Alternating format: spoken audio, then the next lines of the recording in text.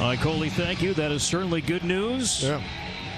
Beautiful day, late fall, October Saturday here in West Lafayette. Temperatures about this time yesterday were the 70s. So a storefront came through last night, 51 degrees, light winds. As we are set to go, the 91st meeting, Purdue and Iowa. Iowa won the toss, electing to receive. The dangerous Amir Smith-Marset, number 6 for the Hawkeyes. Back to receive. It's been a long time. Let's sit back, enjoy Big Ten football from West Lafayette, Purdue, and Iowa.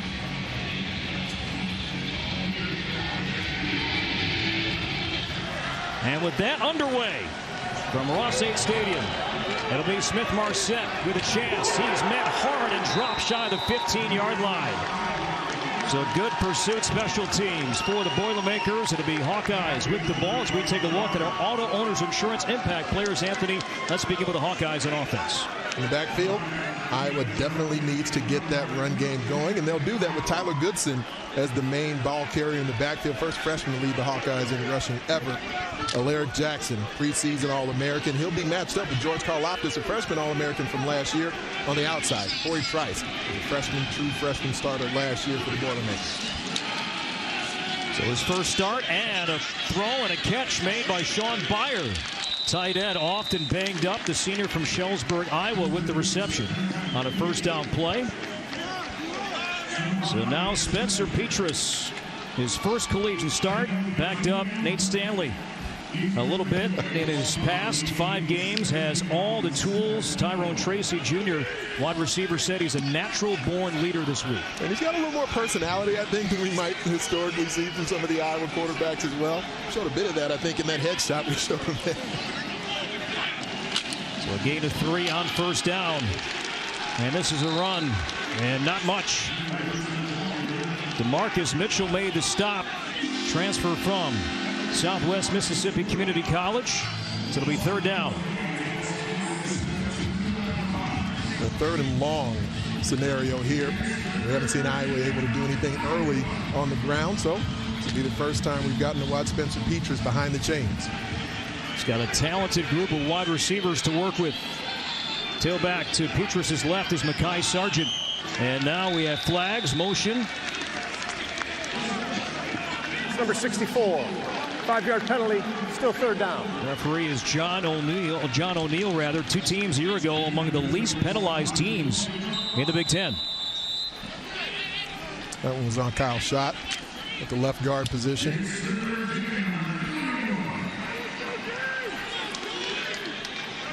So third down and 13 from the 12. Petras, pocket collapsing, throws incomplete. Intended for Brandon Smith. Pressure from Karlaftis, and Purdue with a strong start defensively will force an Iowa punt. Initially, Karlaftis, as he comes off the edge, doesn't get there clean. As Petras climbs the pocket, this is exactly how you coach it. When you're coming off the edge, you go back downhill after you get to QB depth. So not exactly a clean win from Karlaftis, but that's where the additional effort comes to play. So there is Torrey Taylor, freshman, 23 years old from Australia. Arrived on campus in June. No Rondale Moore. The return man is TJ Sheffield. Fair catch is called for and hauled in. And the Boilermakers will have great field position after a 51-yard punt. So Boilermakers with the ball as we take a look at our Auto Owners Insurance Impact players now for Purdue on offense, Anthony. When the Boilers have the ball, David Bell. He certainly had to be the man last season when Rondale Moore was out. That will be the case again today, and they're very excited about Payne Durham at tight end. Chauncey Golson, he'll be the guy coming off the edge for the Hawkeyes, and Nick Niemann. We'll see him at multiple positions at linebacker today for the Iowa defense. And Niemann played so well in the big Holiday Bowl win at a pick 6. Zander Horvath is the running back. And Horvath with the spin across the 40-yard line. He'll pick up about 3. Now a 3-man race in terms of the quarterback competition. O'Connell, Plummer, and the transfer from UCLA, Austin Burden. And for game 1, it's Aiden O'Connell, a former walk-on. Played in 6 games last year. 4th string when they began the season last year before a rash of injuries at quarterback, and now a year later he's the opening day starter. Started the season's final 3 games last year. Throws on second down, hits Horvath. He'll be knocked out of bounds, about 2 yards shy of the first down by Riley Moss, junior from Ankeny, Iowa. 3rd and short.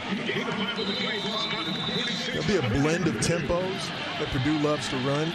You know that won't change much even with Brian Brohm, as opposed to Jeff Brohm being the one calling the plays today. It always keeps the defense on their heels.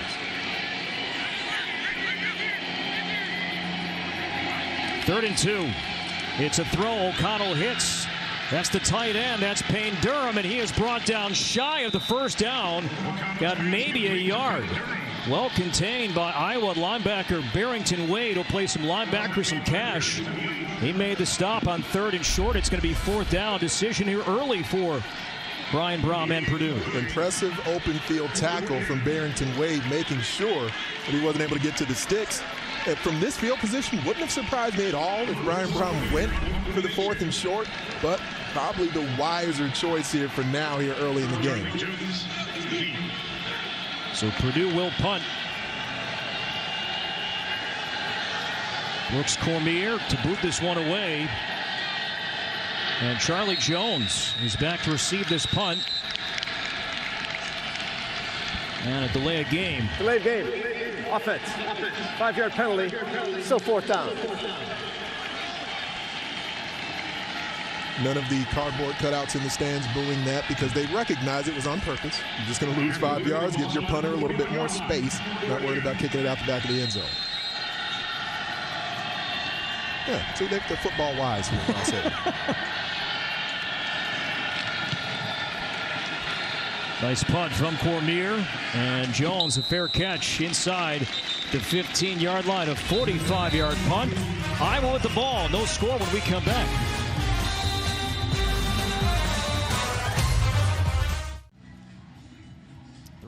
For both teams early on, no score. 11:29 to go, opening quarter. Kirk Ferentz, the longest tenured active head coach in college football, his 22nd season. A trying summer for Coach Ferentz and the Iowa football program. More on that coming up in just a bit as the Hawkeyes begin. 1st and 10 from their own 14-yard line. Smith-Marset in motion. Petrus off play action, has time, firing deep down the center of the field, and it's incomplete. Was trying to connect with Brandon Smith, but the arm strength on display from Petrus on this early throw in the opening quarter. I do like the pocket presence.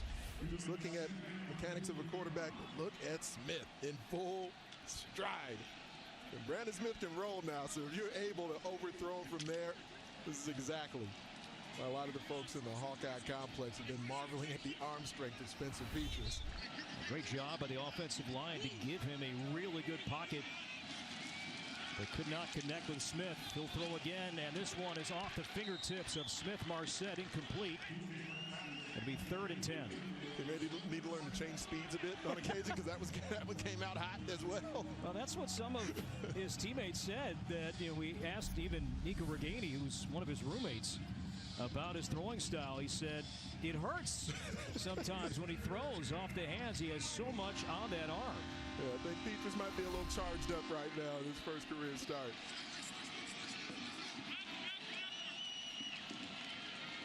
He's won for his first 4 on 3rd down. Petrus got a nice block. He's rolling. He'll still throw down the sideline, and Smith off the fingertips, and that is ruled incomplete, out of bounds. Giovanni Howard with the coverage. So Petrus with another 3 and out, and Purdue will get the ball back. The route combination, you end up with a stop route on the outside, and then it turned into a double move as if Smith-Marset could tell Petrus was extending the play. It looked in live action like maybe there was even an opportunity to try and pick up the first down with his legs. I think Spencer Petrus deciding when he's got those talents out there, he'll try to get the ball to them. So Smith did catch it, but he was out of bounds. So the second punt here for the Aussie Taylor. Another great punt. And this one's caught by Sheffield. Fair catch. And Purdue will get the ball around its own 35-yard line following a 46-yard punt. Timeout.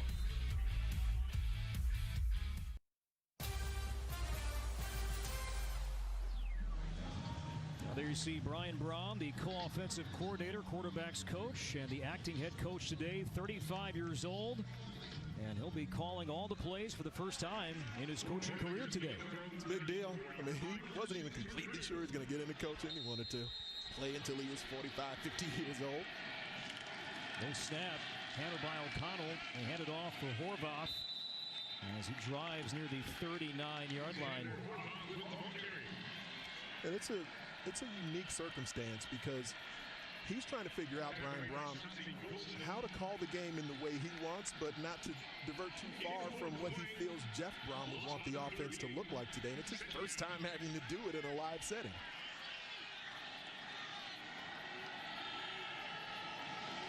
Second down and 6. O'Connell off play action over the middle, and a nice catch made across midfield out near the 46-yard line by Milton Wright.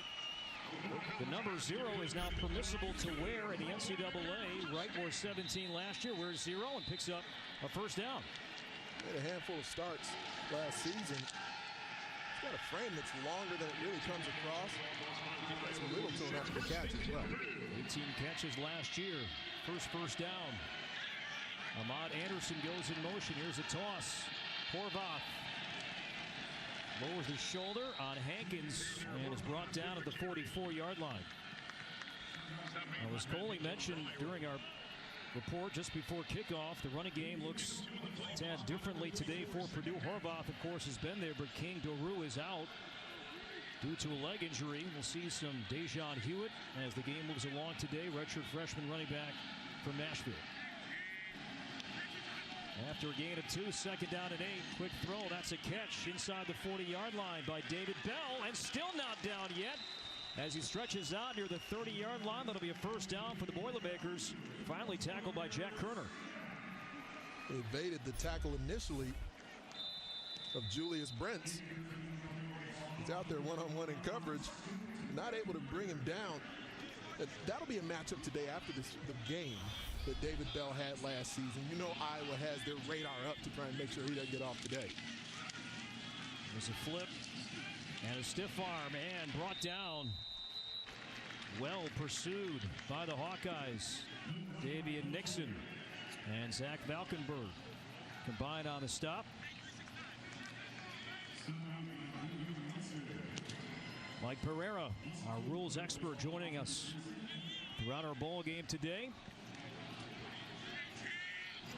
After a loss of 2. We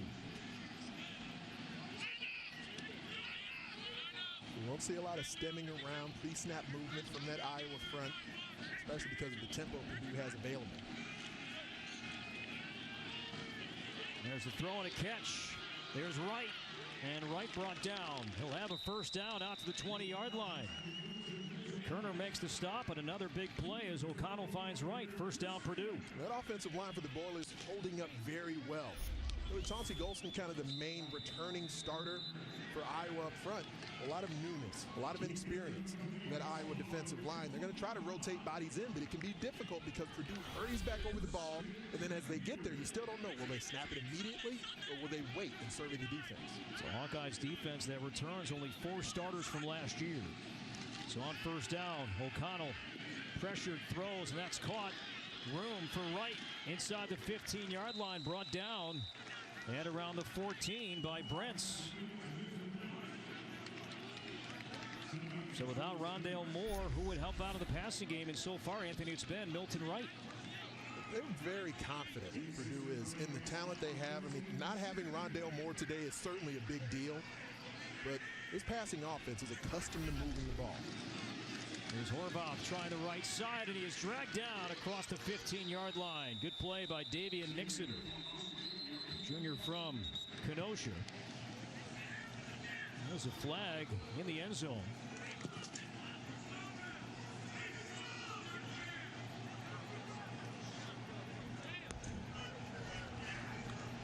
Illegal substitution defense. 12 players on the field. 5-yard penalty. That yardage results in a first down. Exactly what I was just talking about, right? Where you're trying to get bodies on and off the field. As Purdue is over the ball, you're not really sure when they're actually going to snap it. When they're in hurry-up mode of giving you that hurry-up look, it can be difficult to determine personnel. See there? And Iowa got caught like this against Purdue multiple times last season. So it's first and goal. With 7:18 to go in the first quarter. Play action. O'Connell throws into double coverage and incomplete. Intended for Bell. Kerner was there along with Hankins. It was Hankins last year in the matchup against David Bell. Saw a lot of one-on-one Hankins and Bell in that first half. Then Phil Parker, he made an adjustment that second half. It wasn't just Hankins. Michael O.J. Mudia, Riley Moss got a look at Bell the second half in the matchup last year. On second and goal, into the end zone, a sliding catch is made, and a touchdown for David Bell. Touchdown, Purdue.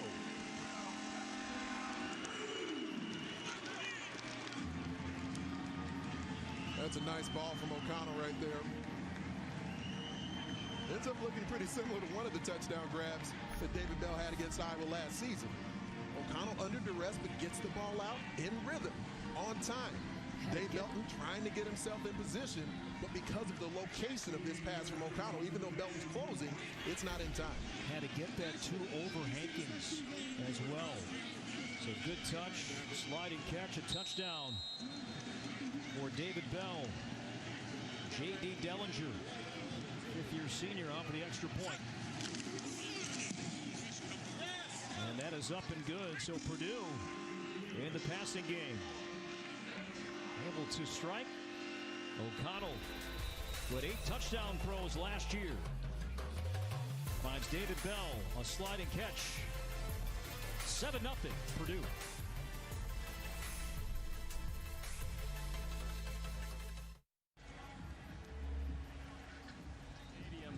Summer, several dozen Iowa players, former Iowa players who were black, said that they had reasons to believe that they weren't being treated properly by coaches and staff. They outlined those reasons. 8 of the players actually hired an attorney this summer, and he just sent a 21-page demand letter to the university. And Iowa this week actually declined those demands. So the players will be bringing a $20 million lawsuit against the school soon. The attorney tells me that their number one goal is for more tangible changes to come. And those changes, we will see if they happen soon. Smith-Marset with a touchback, and the Hawkeyes will have the ball at the 25-yard line, trailing 7-0. Former Hawkeye player Anthony Herron, your response and your reaction. Well, one thing I've tried to remind folks of over the last approximately 5 months, as you know, this has been a really tumultuous time for the program, that the players rightfully voiced some of the negative experiences that they had had with the program during their time at Iowa. They've also expressed their love for Hawkeye football, and it can be difficult to remember that at times, but you can love something while also wanting it to improve. Here's Mekhi Sargent with a handoff, makes a nice cutback, and a strong run across the 30-yard line after a gain of about 8. And one other thing I want to add is that, just me personally, I can't speak for anybody else, but I respect the way that Kirk Ferentz and the program have taken the approach of not being dismissive of what the concerns have been raised by so many former players. They already had some programs that they were pursuing, and in addition to that, they've legitimized the concerns and said, what more can you do? Sargent cuts back again, and that second lunge is a first down across the 35-yard line, tackled by Jalen Graham. So, as Coley mentioned, that this story is not over. The letter that 8 former black Iowa players sent to the university back in early October came out public this back on Sunday. And those 8 players are demanding $20 million for Ferentz to be fired, other staff members to be fired. And they haven't filed anything legally yet. That story certainly is worth watching in the coming days, weeks, and even months. The tie binding so much around Hawkeye football is the love, the passion that so many people have for it. Everyone wanting it to improve. I can't tell you how many former teammates and people who were with the program before and after me, we've all just been sort of coming together and figuring out essentially what can we do to help. 7-0 Purdue, 5:45 to go in the opening quarter. Second down and 6. Petrus will loft this one, and that's too far, incomplete, intended for Smith-Marset. It'll be 3rd down and 6. Coverage from Dedrick Mackey.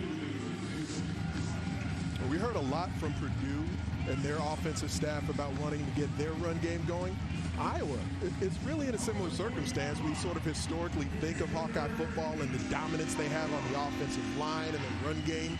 But here in recent years, it hasn't been that traditional Iowa rushing attack. And evidence of that so far today. They've been behind the chains pretty consistently on third down. And Purdue's done a really good job in this opening quarter defensively. Struggled in that area last year, but Goodson is open, got free. Cuts back inside the 30 and brought down near the 20-yard line. Goodson so good in the passing game last year during empty set formations. He got free, wide open down the sideline for a big play. Petrus to Goodson. It's one of the things that has excited Brian Ferentz, the offensive coordinator for the Hawkeyes, the versatility he has at the running back position.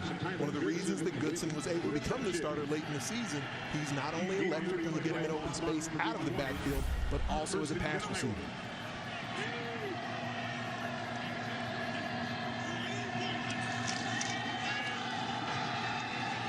And on the sweep, it's Smith-Marset. He'll take it out of bounds inside the 20-yard line of the 17, forced out by Mackey. Shades of some of the wrinkles we began to see Iowa losing more and more late in the regular season last year, and then certainly in their bowl matchup against USC. The pass receiving abilities of Tyler Goodson, Mekhi Sargent, using receivers as a part of the run game on jet sweeps and things that traditionally you don't necessarily think of Iowa football using that phase of the offense. After a gain of 3, the tailback is Goodson. Here's Goodson running up the middle. Goodson lowering that left shoulder. Ball came out, and it's picked up by Purdue. Brennan Thieneman picked up the loose ball. Jalen Graham, I think, knocked it free. And Purdue forces a turnover. Recovered by Purdue for a first down.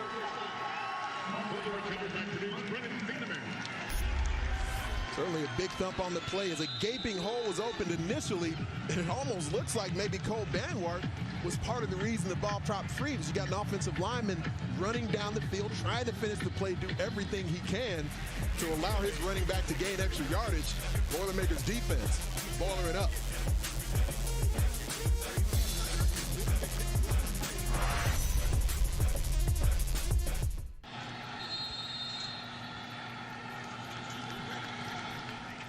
.432 to go, opening quarter. Off the turnover, Purdue has the ball from its own 16-yard line. Quick throw and catch to Bell as he dives near the 20-yard line. A gain of 4, tackled by Hankins. So Goodson off the fumble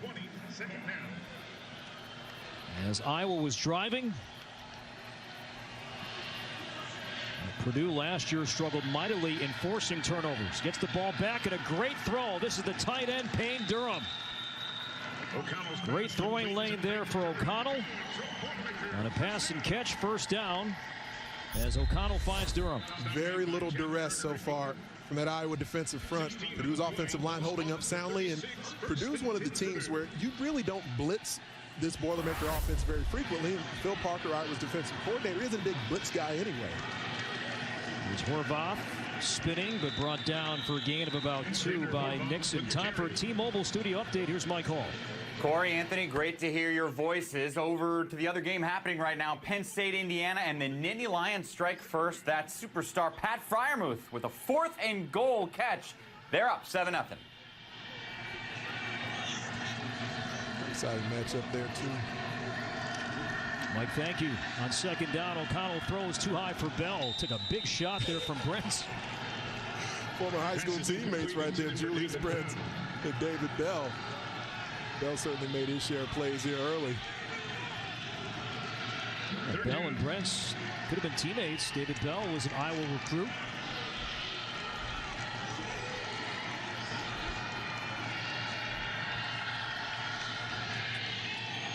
And this is where it puts some additional pressure on the defense, because you always have to be at the ready. Purdue races over the ball. You're not sure if they're going true hurry up or if they're going with that slower tempo. On 3rd and 8, Bell reaches up, makes the catch, trying to get to the outside, and does not. Great tackle by Riley Moss. Because if Bell gets around the ankle tackle of Moss, he's going to get the edge in the first down. You got to be able to do it when they go with these crossing routes, especially. as good after the catch as David Bell is, everyone must rally to the football. That's where the swarm comes into play. Zone coverage there from the Hawkeyes. And they're not going to call the block. I'm sure some folks are looking at that. They're thinking they see the receiver in the route tree blocking. But as long as you initially start the route looking like a route runner as you're going to declare for a catch, you normally get away with that. Off the punt. Jones, this one sails beyond his head, bouncing and takes a great Purdue bounce and is down by right at around the 3-yard line. A 55-yard punt from Brooks Cormier. Well, Purdue maybe was going to shuffle in a couple of punters. Cormier, who has an NFL leg, Jeff Brohm told us that this week, and a pooch punter in Zach Collins, but Cormier with a great punt. And that pins Iowa deep inside its own territory. And this is with Marty Biaggi. Purdue announced their special teams coordinator. He's not here today. So, you know, he's watching at home, wondering how things are going, and very impressed with the field position edge right now Purdue's has. That's Goodson in the backfield. Petrus at the top of your screen, lines out wide. Direct snap goes to Goodson. And he crosses the 5-yard line. A gain of about 2. Well, Monday, our football experts discuss the top stories in the conference and talk to the people making headlines. The big show Monday at 6 Eastern on the Big Ten Network.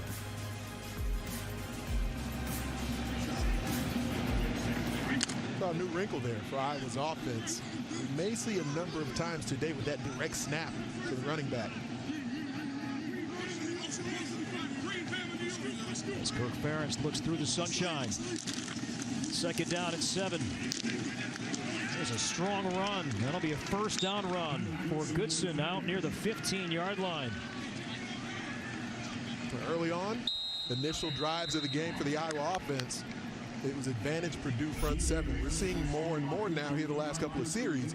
Running lanes starting to open up both on the zone scheme and with some gap scheme that's been in there.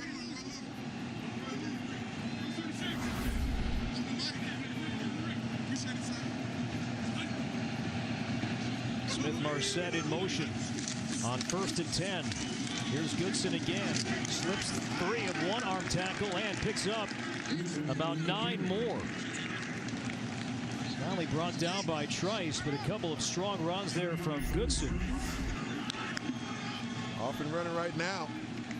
And Monty Pautbaum in there at fullback, so they've gone back to the I formation. I love that you go right back to Tyler Goodson. He had the fumble there. Really off some friendly fire where his own teammate came in and forced the strip. But Goodson running through tackles, keeping those legs turning. And through the arms of George Karlaftis. That's not easy to do. Number 5 for Purdue on 2nd down and 1. Look at Goodson cut back. Goodson has the edge. Goodson lowers the shoulder out near the 40-yard line, reversing field. I think Iowa trusting the sophomore after the fumble. Feed me the ball. It won't happen again. And Goodson, he is running hard right now and running well. You love the ability to cut back that's shown right there. Karlaftis did penetrate late into the backfield after he got reached by Larry Jackson. Goodson able to make the move there and then cut it back against the grain.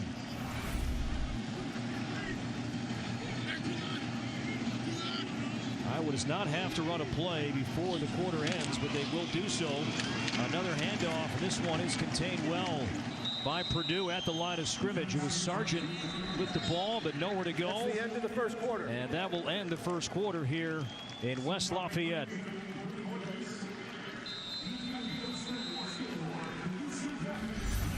Behind a 9-yard touchdown pass, Purdue has a 7-0 lead. Iowa, though, with the ball. Second quarter coming up next in the Big Ten Network.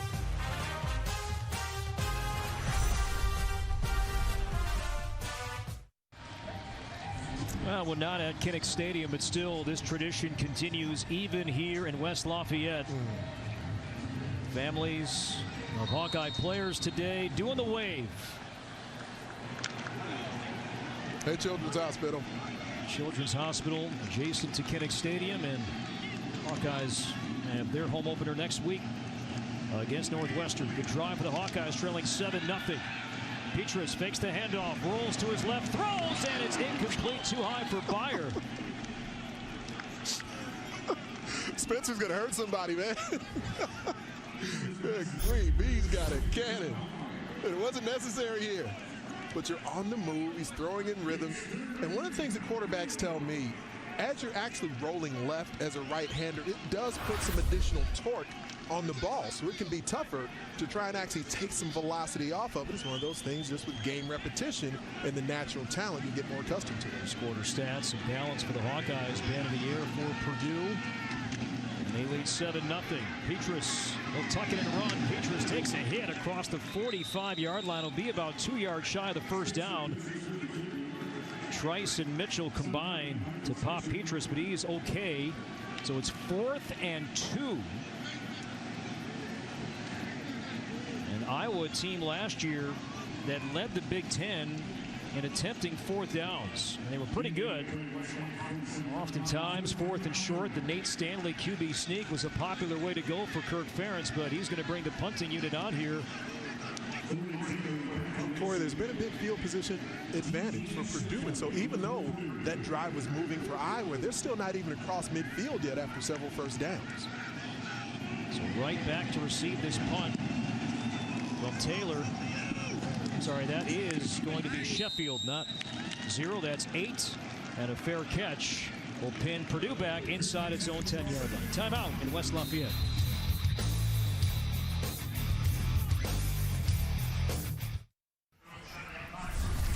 Built for Success is presented by Rocket Mortgage, and Kirk Ferentz has been successful for a long time. 22nd season, 162 wins for Kirk Ferentz. More of that after this first down run, and a strong run there.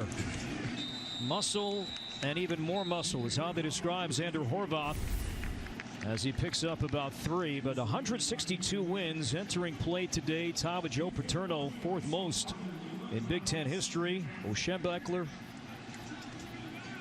and of course Woody Hayes atop that list at 205. You played for Kirk Ferentz early in his coaching career.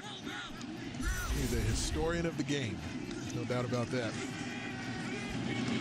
Connell time looking deep, Bell wide open, and that's incomplete. If Bell catches that, he's going to take it all the way. I was talking about the blitz. We just saw Iowa dial some pressure up there. Justin Jacobs ends up getting home as a linebacker. O'Connell sidesteps him and just narrowly over the outstretched fingertips of David Bell. See the speed turn there at the safety position from Belton. He couldn't quite tell where Bell was going with the route. And there was not a Hawkeye within 10 yards. So misfire, pressure coming. O'Connell in trouble, and down he goes. A sack back at the 2-yard line. Barrington Wade got home. So the Hawkeyes make a defensive stand, did not go for it on 4th and 2, pinning Purdue back, and now O'Connell is sacked back at the 2-yard line. 2 snaps in a row. Normally, teams don't like to blitz Purdue because you sort of lose rushers with as quickly as they get the ball off. There, back-to-back snaps where Phil Parker dials up additional pressure from his second level. Purdue can't block it, and it gets home. Horvath, he tried to keep Wade away, and that wasn't happening. Let's see if Iowa's going to bring pressure. Not much for Cormier. He gets it away. That's a really good punt. Here's Jones, the transfer from Buffalo. Jones with Reganey in front of him, and Jones a nice return across the 40-yard line. A 58-yard punt, a return of 25. And we will step aside. Game 2 of our triple header still to come tonight. Maryland and Northwestern on the Big Ten Network.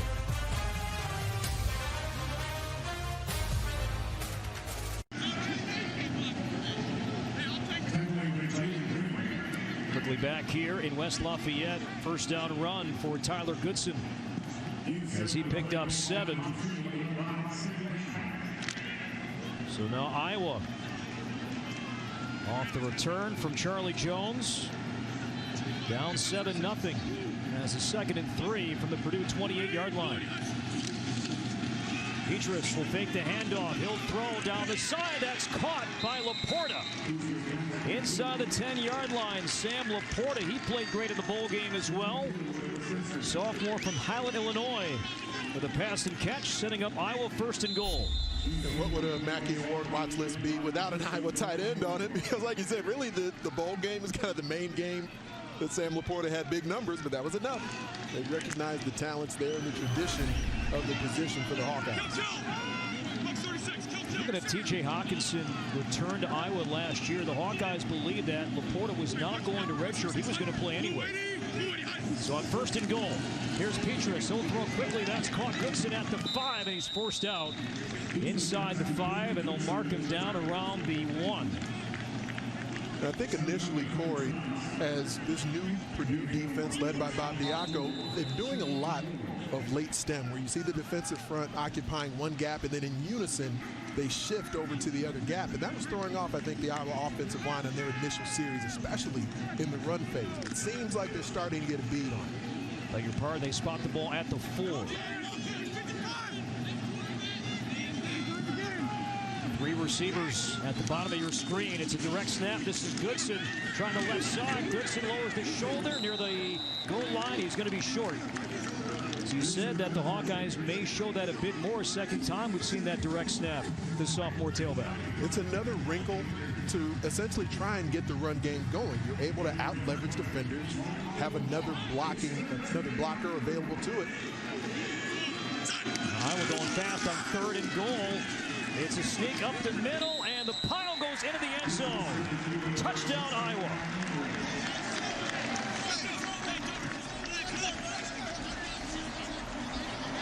Somewhere at the bottom is Spencer Petrus. We mentioned how Nate Stanley, the quarterback sneak, was such a popular way to go. And sure enough, it's Petrus as the Hawkeyes went up tempo there a little bit. And Petrus took it himself, and he has a rushing score, and the Hawkeyes an extra point away from tying this game up. And you saw his center, Tyler Linderbaum. He was there making sure the pile continued to move, and then eventually the entire mass of humanity in the end zone. 6'5", 231, the big body there for the redshirt sophomore from Northern California. Keith Duncan with the extra point, and that is good. So Petrus a rushing score, and we're tied 7-7 early second quarter.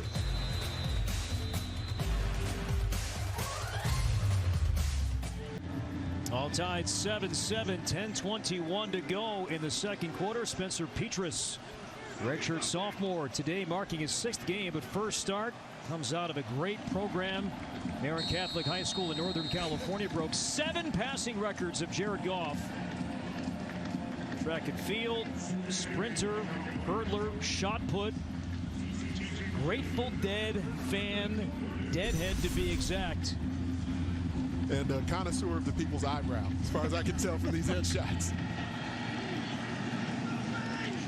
And that kick will go into the end zone, and Purdue will have it at the 25. He's talented on the field, but also musically gifted off the field. Well done. Skill. As O'Connell will throw on first down, incomplete. Intended for Hewitt.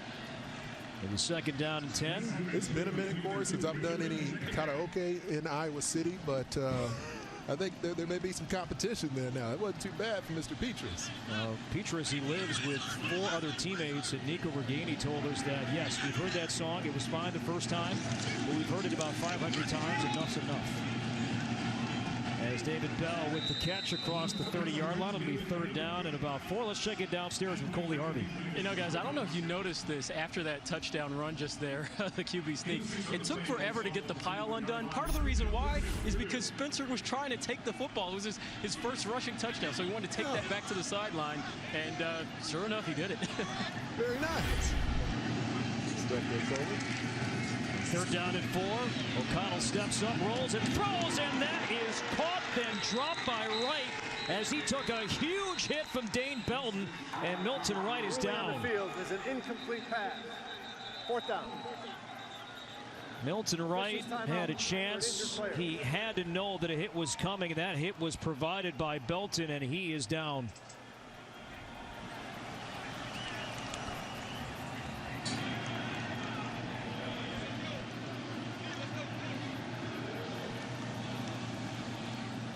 Physical tackling going on there, out there. Right. An outstanding start to this game. First quarter, 3 catches, 35 yards. Can't do it much better than that. Especially with the way the rules are designed today, where the strike zone is so diminished. And you hear the thud there. And Belton's been beaten a couple of times here with his coverage responsibility. But a young football player that's extremely physical. You get a sense for it right there. You know, Belton added 15 pounds. A guy that wasn't playing much early last season. Then in the Iowa-Purdue game last year, had 55 snaps. And that was really the catalyst that got him going.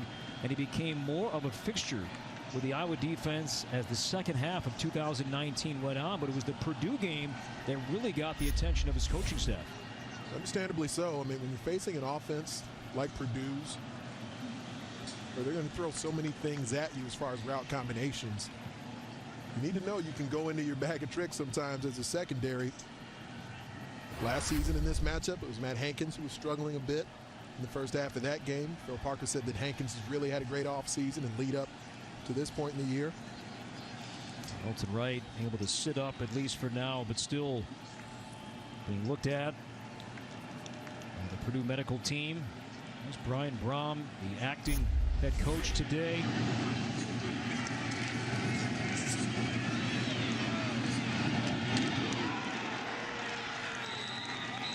You're seeing the front end coverage. It's great to see Milton Wright get up, like you referenced earlier, wearing that number 0, which players are allowed to do this season, leaving the field under his own power.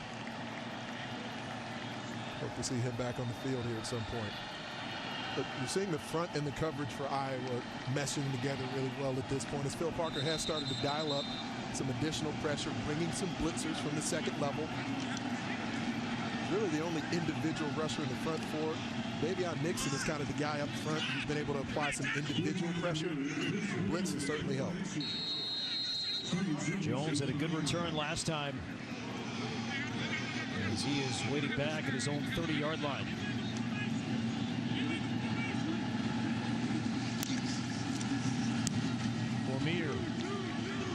Spiraling punt in traffic. Jones hauls it in. The body's all around him, and a fair catch will give the ball to Iowa at its own 27.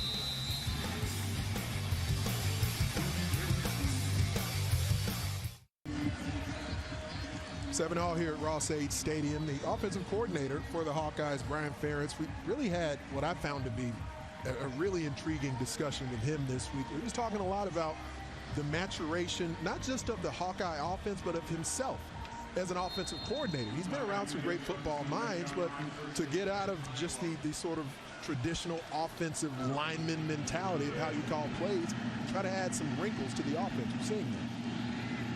From the 27 on first down, this is Ivory Kelly Martin, his first carry and a productive one. That's a first down run near the 40-yard line. Ivory Kelly Martin appeared in just 4 games last year, took a red shirt, realized where he was in the depth chart behind Goodson and Sargent, even toward Young.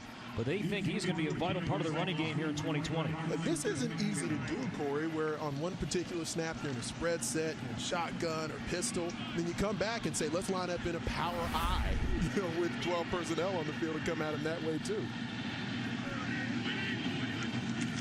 On first down, this is Kelly Martin again. Out near the 46. A gain of about 5. Tackled by Lawrence Johnson. You think about all the teams, obviously the 2 on the field here, really all around the Big Ten, who've had diminished reps available to them over the offseason, leading into this point in the year where they're finally taking the field now. So if you're going to run different personnel groupings and formations and tempos and everything else, they haven't had the time on the field to really sharpen their swords. You're seeing things emerge here in the game. On 2nd and 5, Brandon Smith the catch and slips away. And Smith loses the ball as the pile builds inside the 40-yard line. White jerseys, black jerseys. That ball is still being fought after. Spencer Petras indicating that the Hawkeyes got it back. Now some pushing and shoving, and a flag comes out.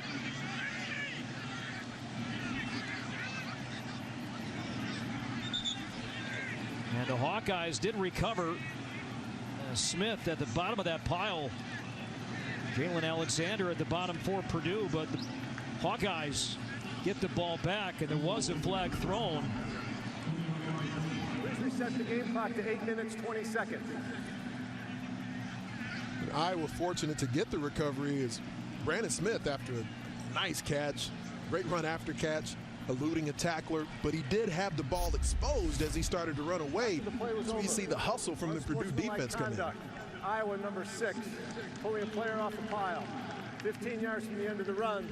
The yardage results in a first down. It was Jalen Alexander, the linebacker from Purdue, that came in with the outstanding strip. You love the hustle coming from the second level.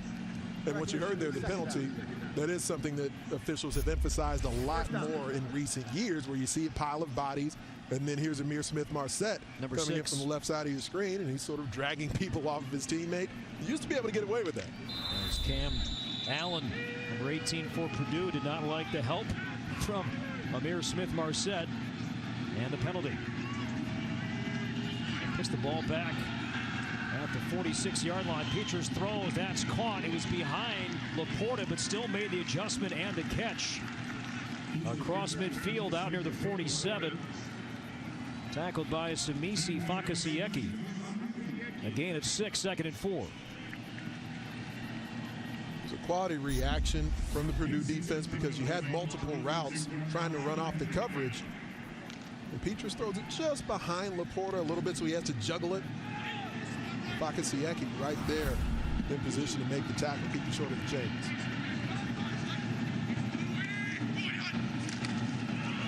Here's Kelly Martin on a draw up the middle, and that hole opens up nicely. A first down run out to the 38-yard line. So Ivory Kelly Martin making the most of some reps here. Midway point of the second quarter.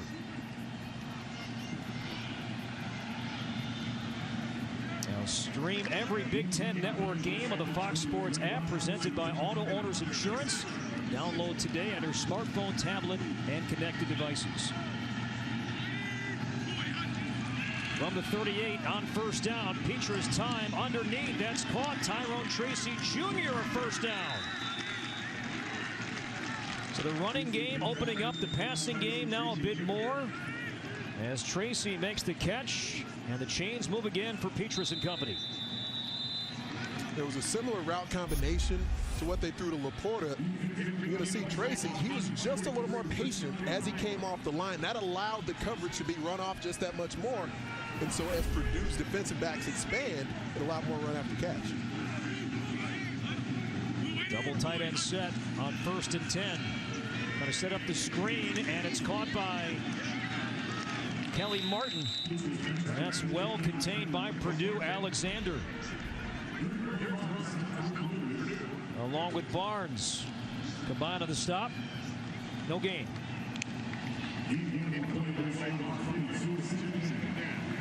The reaction was there initially from DeMarcus Mitchell. He didn't secure the tackle right away, and he gave the rest of the defense an opportunity to rally. Kelly Martin comes out, tailback is Mekhi Sargent on the reverse. Ihmir Smith-Marsette, like the Holiday Bowl, stiff arms inside the 10 and down near the 7. Quality play call right there, because the pursuit of the Purdue defense has been such a hallmark for them so far in this first half. There, Brian Ferentz comes back and uses that to his advantage. Show him a ball carrier to the wide side of the field, bring your speedy receiver coming right back at him towards the boundary. So Ihmir Smith-Marsette comes out. It'll be 1st and goal for Brian Ferentz and the Hawkeyes from the 7-yard line. And really, at times, the tempo of the Iowa offense isn't that dissimilar from what you see from Purdue. They're just doing it in a huddle. Play clock winding down. Timeout, Iowa. They're first. And the Hawkeyes take their first timeout. Immediate timeout. And we'll step aside as well. 1st and goal, Hawkeyes in a 7-7 game when we come back.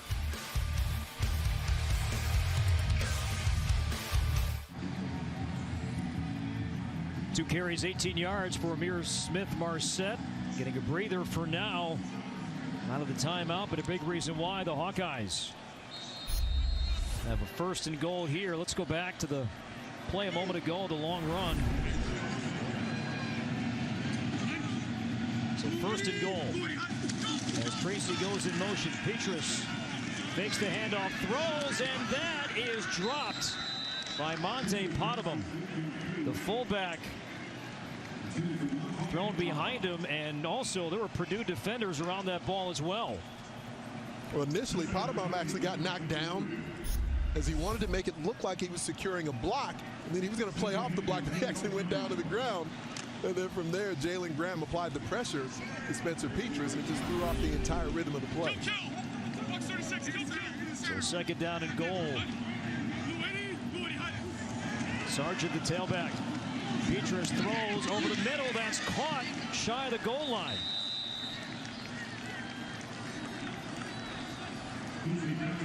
Luke Lachey with the reception.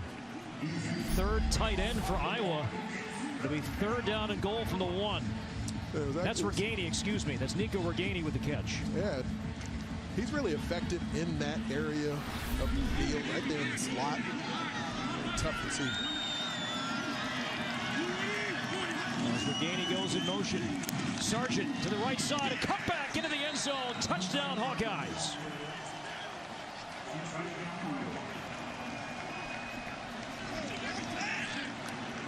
Sargent, 4 rushing touchdowns last year. His first in 2020 gives the Hawkeyes a 13-7 lead. Wasn't much cooking early with that Iowa run game. A variety of formations and styles. They've certainly gotten it cooking.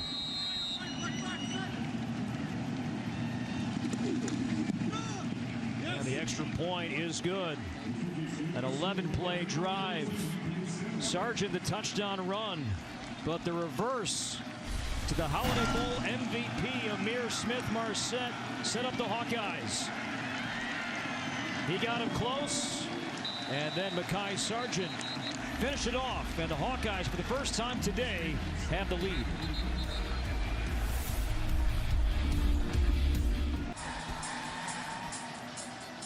Coming up, it's the Reese's Peanut Butter Cup halftime show with Dave Rebson, Howard Griffith, Jerry DiNardo, and Joshua Perry. The Reese's Peanut Butter Cup halftime show is coming up. That ball into the end zone, so the Boilermakers will have it from their own 25-yard line. Time for a T-Mobile studio update. Once again, here's Mike Hall. All right, Corey, thanks. Sure, Indiana can pass the ball, but heck, enough with that throwing malarkey. Just give it to Stevie Scott. Flying up the middle into the end zone to give the Hoosiers the lead. It's 10-7. It's very early, but guys, this is a talented Indiana team this year. Certainly is. Mike, thank you for that. Quarterback, receiver, running back, you name it. They got players. Purdue's been quiet offensively here in the second quarter. O'Connell rolling and now throwing low, incomplete. Intended for Bell. Numbers on O'Connell, 11 of 17, 92 yards and a touchdown.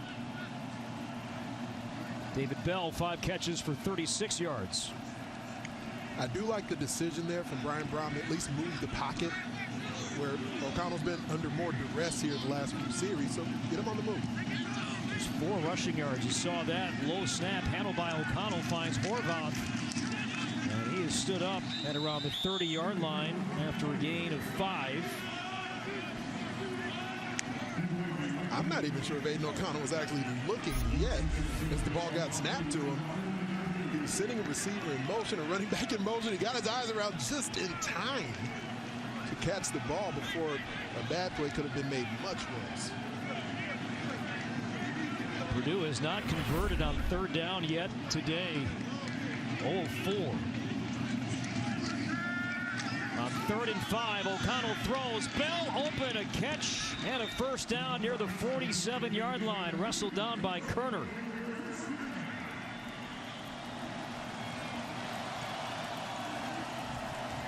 They needed that. A big conversion in a clean pocket. When Aiden O'Connell's been clean in the pocket, when he hasn't had to move around or evade defenders, he's been as advertised, extremely accurate. 6th catch for Bell. O'Connell again with time. Dangerous pass, and Bell rips it away from Hankins. And just short of the first down, it'll be about a 9-yard gain. Looked to be almost a 50-50 ball there for a moment. This is a matchup that consistently in the game last season between Hankins and Bell went to the advantage of Bell. And a lot of them look just like that. Hankins is in position to make the play. He's right there. Bell able to overmatch him again. Horvath, first down, slips a tackle, a stiff arm, and brought down inside the 30. One of the better running plays all day for Purdue as Horvath picks up a Boilermaker first down. Zander Horvath is obviously not Mike Allstott. He's really not even built that similarly to him, but they're both really big guys. They both wear number 40 for the Purdue Boilermakers, and at times you do see some similarities there with them being able to run through contact. 17-yard run. How about this trick play? O'Connell throwing, and that's nearly intercepted by Kerner. Kerner in better position than Bell to make that catch. First trick play we've seen out of the Purdue playbook so far. And O'Connell had to pay for it by the end of it because Chauncey Golston put about 270 plus right in his chops. Iowa secondary wasn't buying it.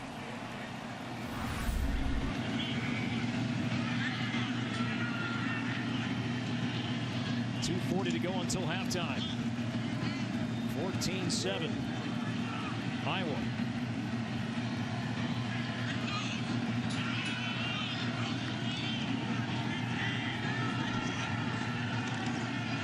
Good throw, and that's a sliding catch made by Anderson.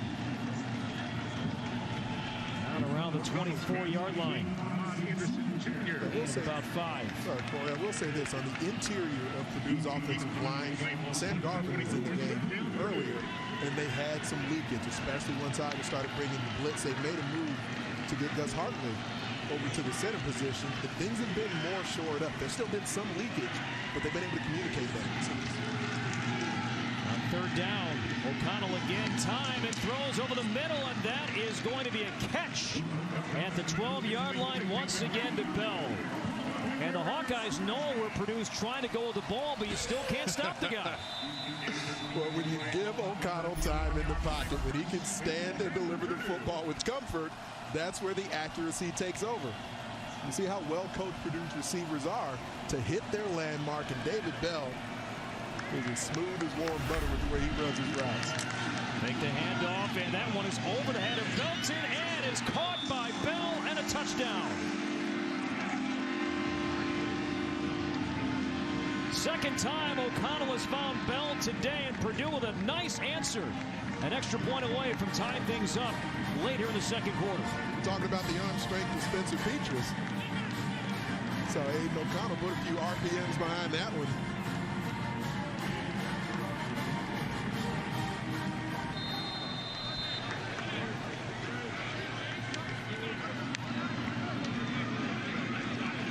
Dellinger on for the extra point.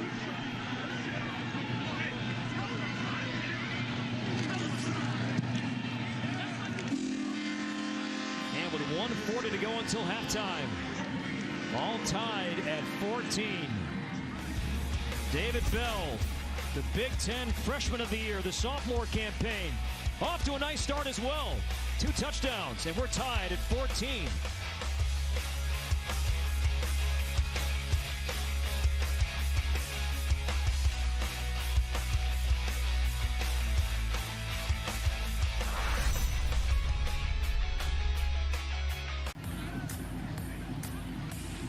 All tied at 14, 1:40 to go until halftime. Saturdays, we bring the tailgate to you for 2 full hours. Dave Repson, Jerry DiNardo, Howard Griffith, and Joshua Perry, and many more.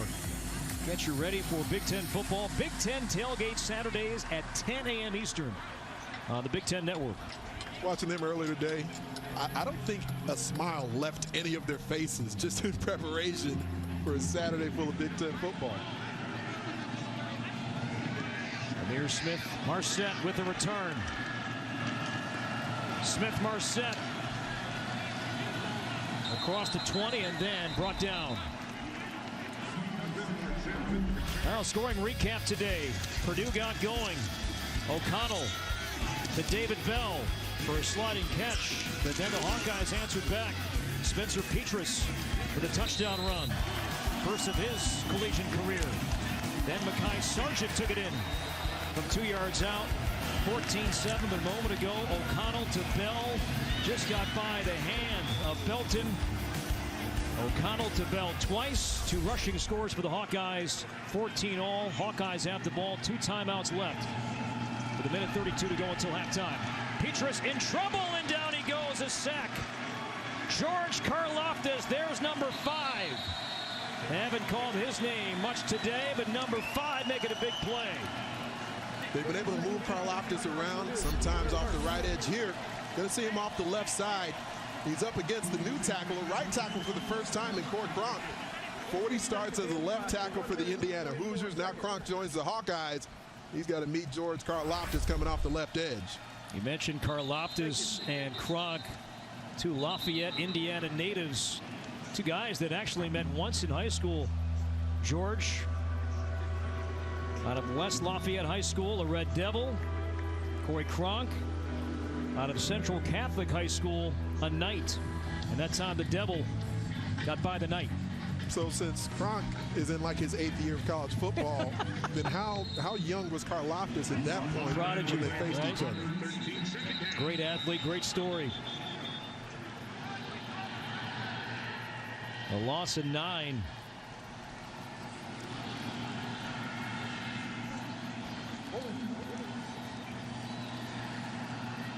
Open the mic. Go ahead. Say it. Please reset the game clock to 1 minute, 24 seconds.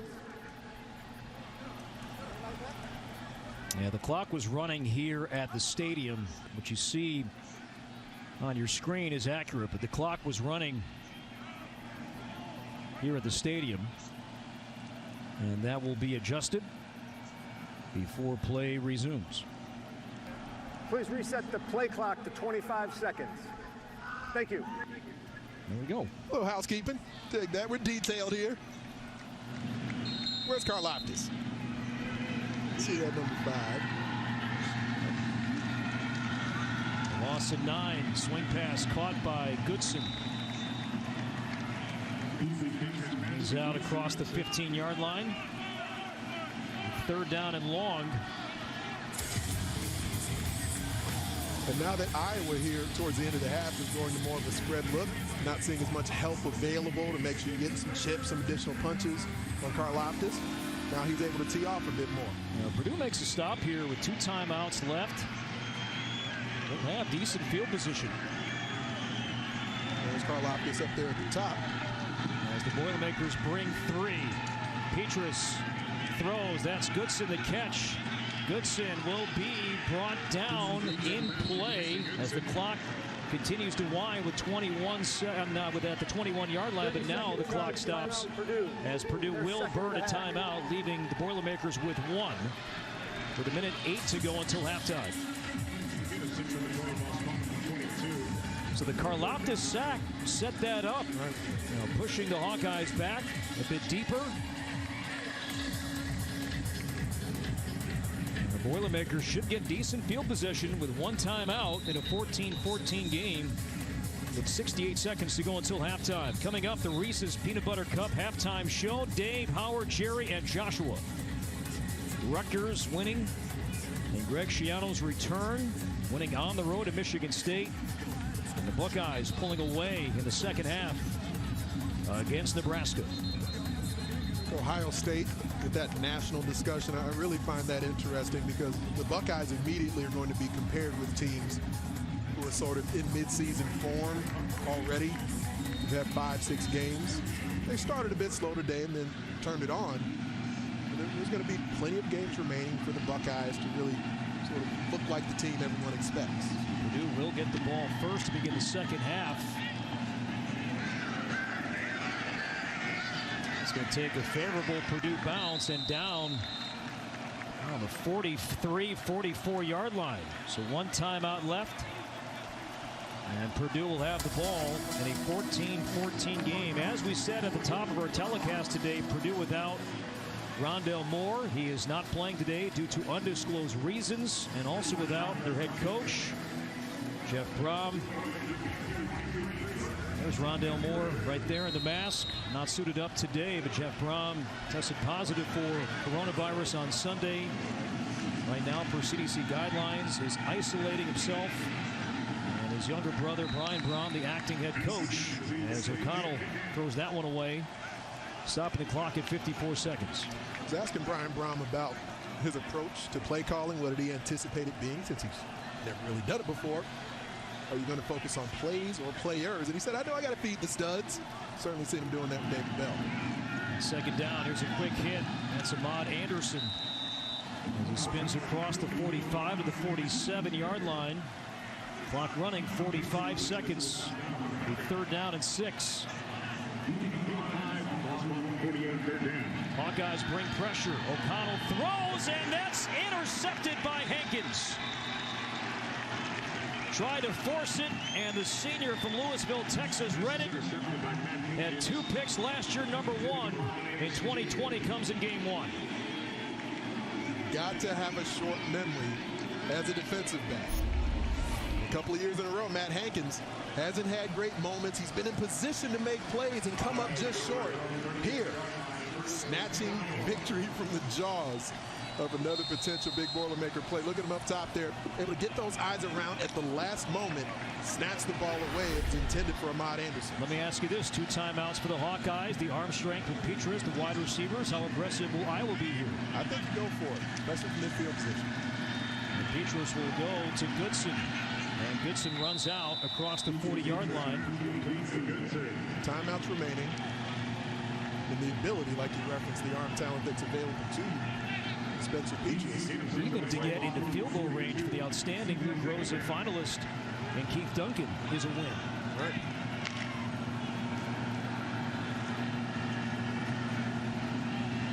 A gain of 6.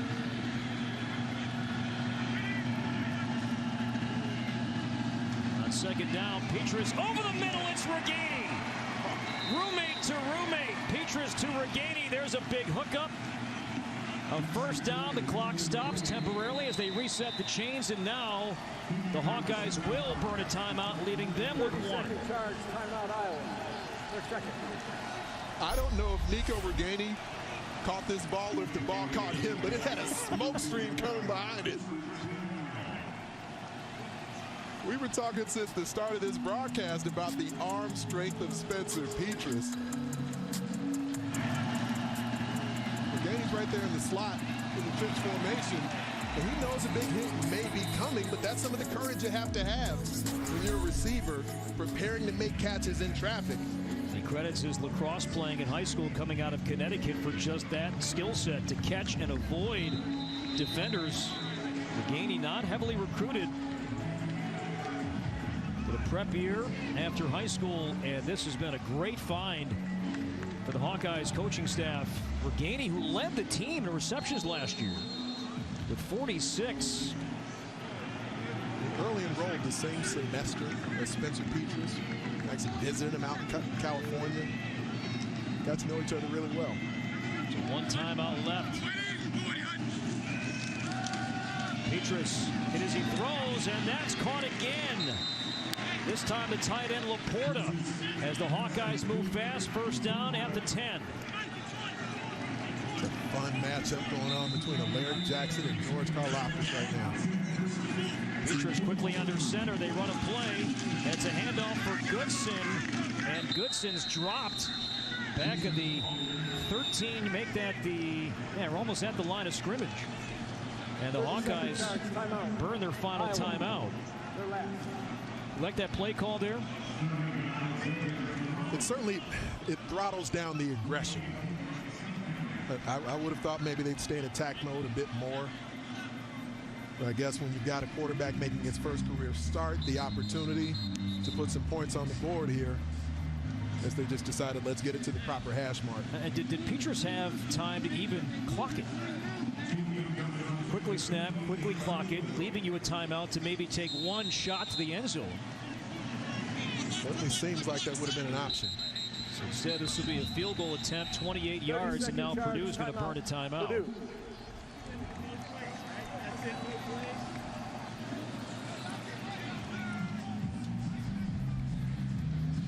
So 14 all. And there's that balance that we were discussing with Brian Ferentz during the week, and Kirk Ferentz in season 22.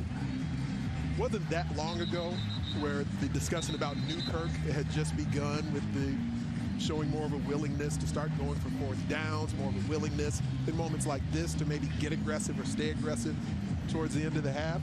There's a bit of that yin and yang. There's some balance to what some of the younger coaches, perhaps the newer mode of operation, they want to do. Especially a 27-yard try for Duncan, and that is good. And that's the final play of this first half. Duncan, who set a Big Ten single-season record last year, connecting on 29 field goals. Good from 27, and that's the first half from West Lafayette, with the Hawkeyes leading 17-14. Purdue will get the ball first to begin the second half. Coming up after the break is the Reese's Peanut Butter Cup halftime show with Dave, Howard, Jerry, and Joshua at the break in West Lafayette, Iowa 17, Purdue 14.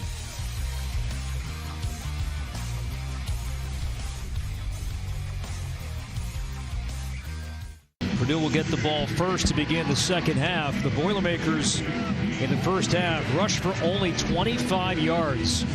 And something we heard from Brian Brohm during our lengthy conversation with him this week, they have to run the ball better. That was a struggle, of course, last year. How about this little trick play?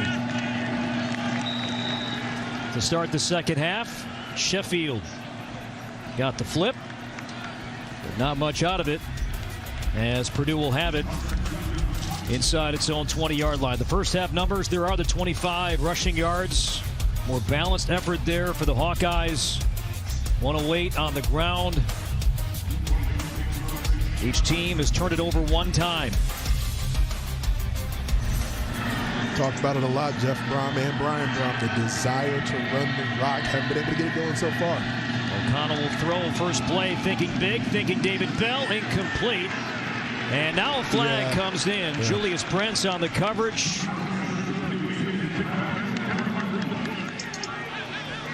So if the field judge maybe just had a moment there, couldn't get the flag out. Interference. Defense number 20. 15 yards from the previous spot. Automatic first down. Or we had the example in the first half where Matt Hankins was able to get his eyes around to try to play the ball. Now, came up with an interception. But what you'd like to see there as a defensive back, especially where there was an indication pretty early in the route where David Bell was getting his eyes around to try to play the ball. As a corner, you want to do everything you can. When you see the receiver react, that's your time to react. It's the fourth penalty on Iowa. Here's a run for Horvath as he picks up about 3. Tackled by Riley Moss. See the Purdue running attack today, really not much of an attack. Horvath, 36 yards. Remember that Purdue without King Doru today, tailback, not playing due to a leg injury.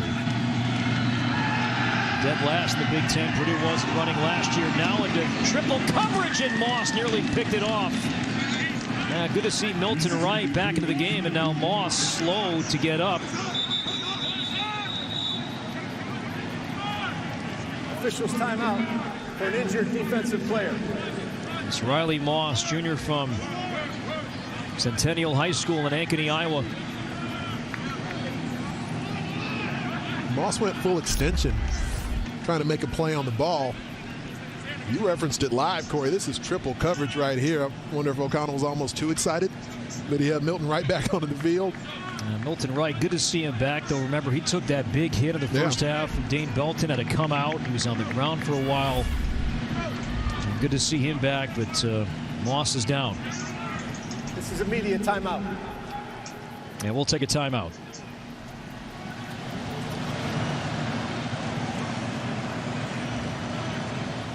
Football on the Big Ten Network is powered by Unleaded 88, the clean burning fuel that's engine smart, earth kind.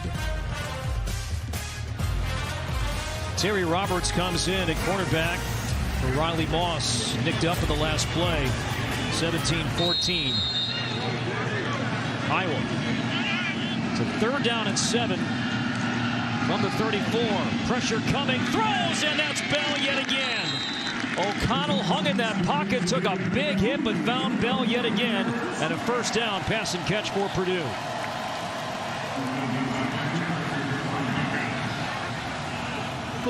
But just showing the tempo, flashing the willingness to be in hurry-up mode. O'Connell had to hang in there, knew he was going to get popped, and did just that. Now throws, finds Horvath, and he is wrestled down by Nick Neiman. Captain today, senior from Sycamore, Illinois. The pick 6 in the Holiday Bowl win over USC. Moving more to middle linebacker today. No Jack Campbell, no Seth Benson. Both are out today for Iowa. Dylan Doyle would have been a linebacker who would have enhanced that depth as well. He transferred away. John Fulbert opting out due to COVID. And now a hole opens up and more for Horvath, and a hurdle. Mike Allstott never did that. Wow, Zander Horvath, the power, the beauty, and the hurdle. Down to the 11-yard line. That's our Big Ten standout presented by Auto Owners Insurance. Look at the power, and now the grace.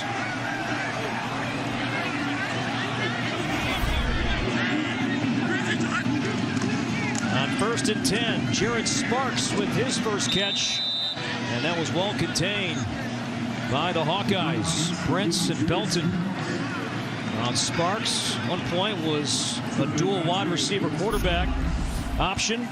As we go back to Horvath. There was a point where Zander Horvath was going to be a walk-on linebacker for the IU Hoosiers. At the last moment, Jeff Brohm came in and said, hey, man, we will give you the opportunity to be a running back here, and it's paying off. And 2nd down and 10. That one's deflected and intercepted. It's picked off by Barrington Wade. Wade still running and down near the 20-yard line. Off the deflection. Durham cannot hang on to it. And off the tip, Barrington Wade, the senior. Johnny on the spot with the interception. And that denies Purdue a scoring opportunity. Multiple versions of frustration there for the Boilermakers, because this will end up likely being graded as a drop for Payne Durham. It's a little behind him, though, and it came in really high. That's not the type of sort of touch error that we've seen early in the young career of Aiden O'Connell. He's a guy who's very good with rhythm, with accuracy, with touch. He went a little too hard, and it made it a difficult catch for Durham. So each team now with a red zone turnover, 2 total for Purdue, but now each team with 1 in the red zone. On a 1st down run.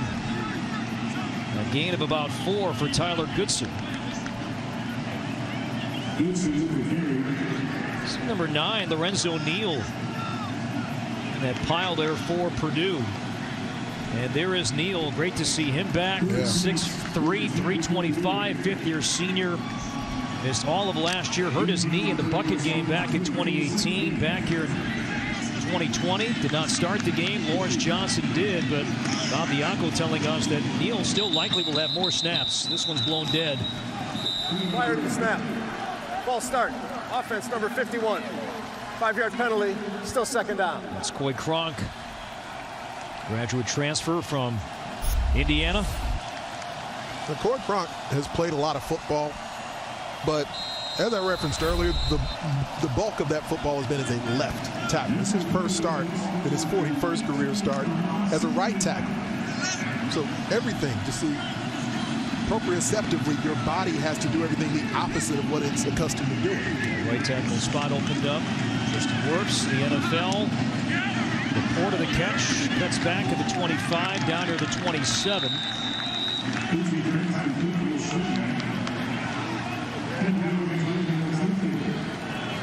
The Hawkeyes.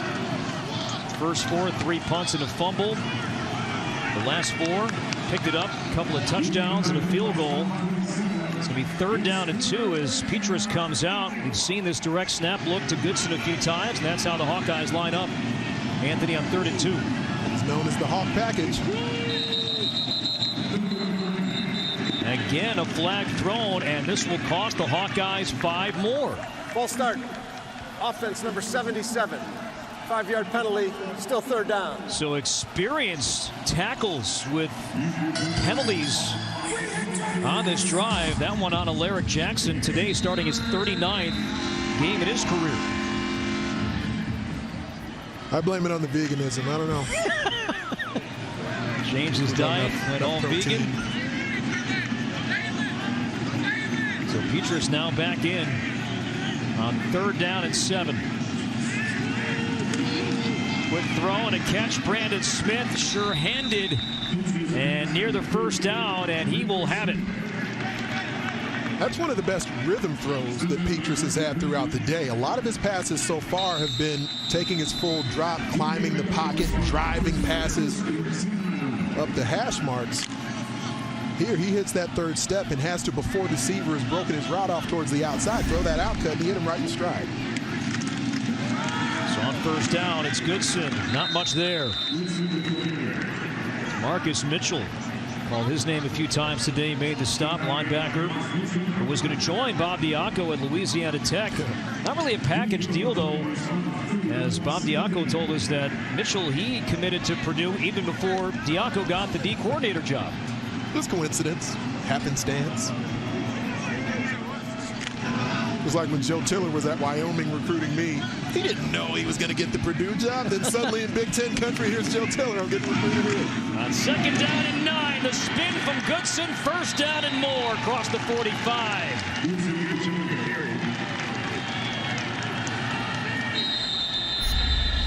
As far as girth, it's a physical mismatch inside. The Tyler Linderbaum, Cole Banwart, but both guys on the interior have been doing good work, yeoman's work against some really big interior defensive linemen for Purdue.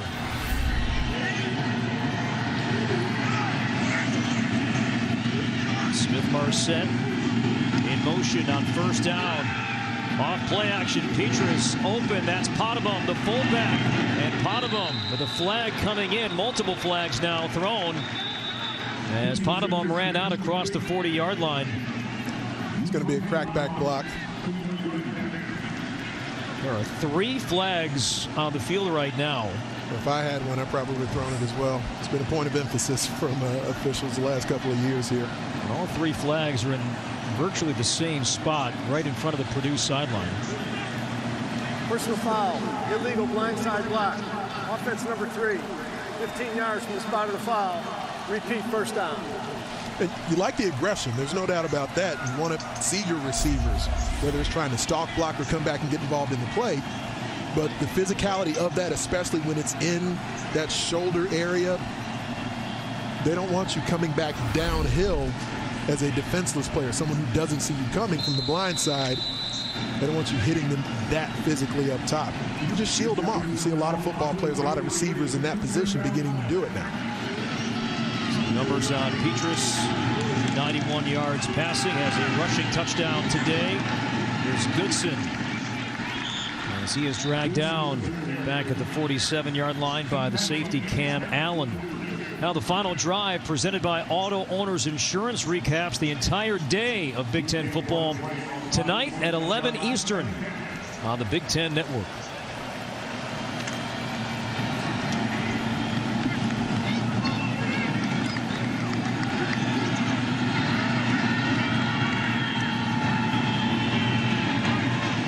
Second and 9. Off play action, thinking big down the middle. Smith-Marset incomplete. Coverage from Simeon Smiley.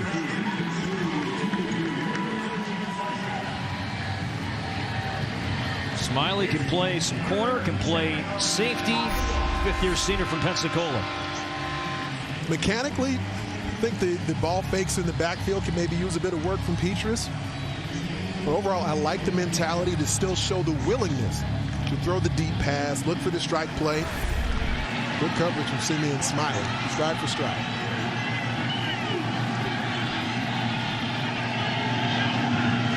Iowa 4 of 8 on 3rd down. This is a 3rd and 9. Petrus a pocket and incomplete, thrown behind the tight end Sean Byer.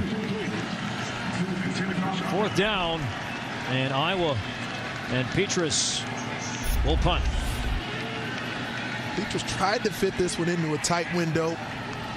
Didn't quite get it there. Really liking the temperament. There's guys on the Purdue defense, especially at the second and third level. You see the way they chase the football, the way they challenge receivers.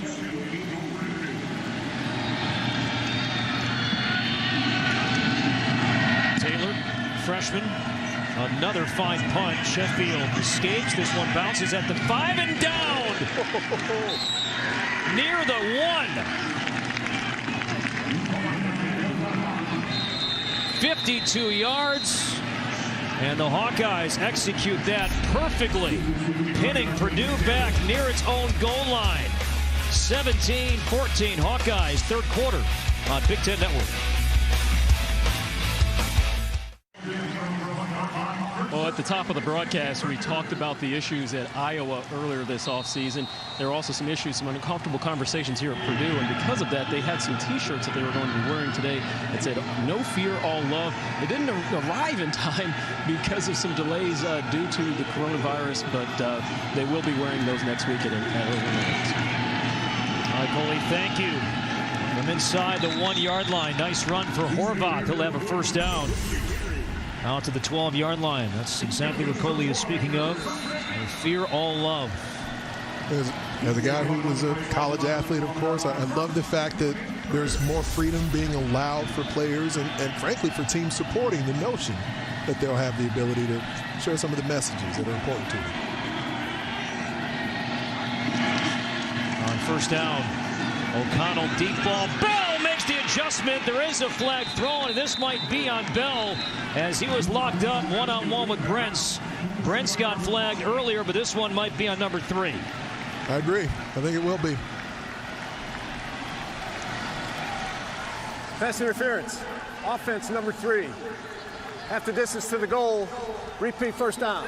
Now, I've talked about the Alaric Jackson-George Karlaftis matchup. The other side of the ball. This has been fun today, too, for a couple of high school teammates. And David Bell does just get that arm extended. And as Julius Brents is trying to get his eyes around for the ball, I think that's a big part of where the field judge, the back judge, they're looking for DBs to put themselves in the position of trying to receive the pass. Then you get more of the benefit of the doubt. Gates a 28-yard play as Horvath, as Hankins came in on a delayed blitz.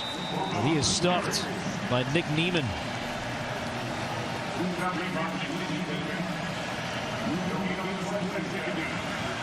Second down and 16. O'Connell, 2 touchdowns, 2 picks. From his own 6 on second and long, throws low, caught by Graham, makes a man miss, and Graham is stood up and around the 19, setting up third and short.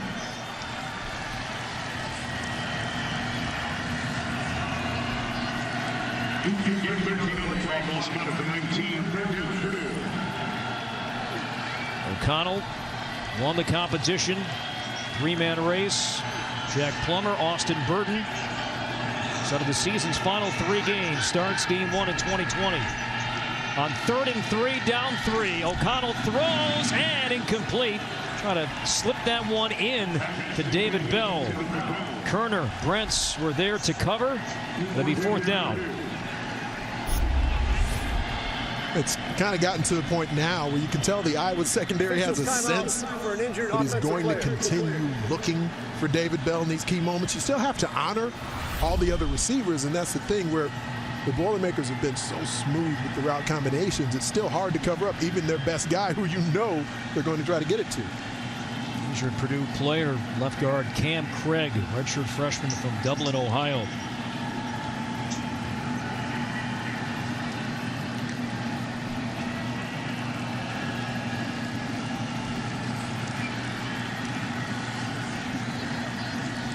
As Craig is helped up to his feet, will get some help back to the sideline. Well, David Bell, special player, the Big Ten Freshman of the Year. Had a big day against the Hawkeyes last year and a great start against the Hawkeyes his sophomore year. I got to talk to him back a couple of years ago when he was playing in the All-American Bowl down in San Antonio. He immediately told me that part of the reason he was so excited about the Purdue offense was the ability to play with Rondale Moore, and he hasn't gotten to do it much. Today's another example, though, the special talent that is David Bell. In 4 halves against the Hawkeyes so far, 23 receptions, over 300 receiving yards, and 3 tugs. 10 catches, 107, 2 scores alone today. Side of the foot. There's Jones, slips to the 43, found his footing. And the former Deerfield Warrior is down at the 47-yard line. Timeout, Hawkeyes ball when we come back.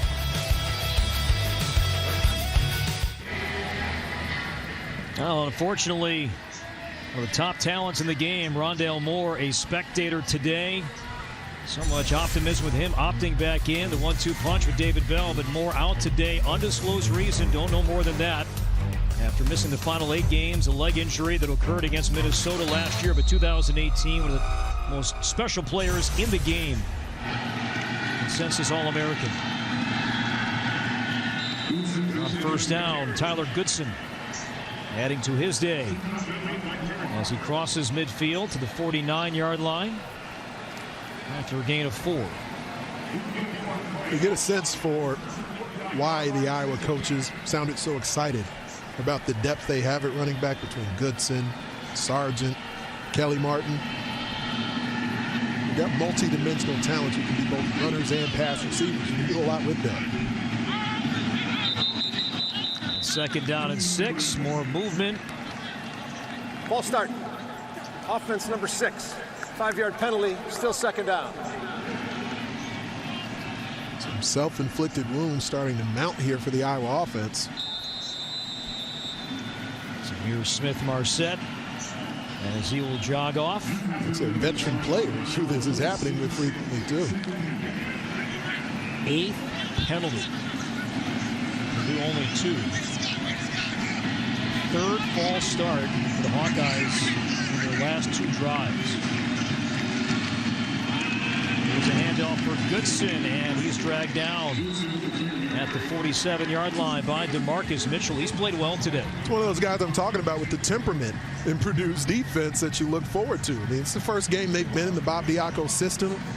You see that late shift. Look for it when Iowa gets back over the ball. And as it happens, they do that late stem.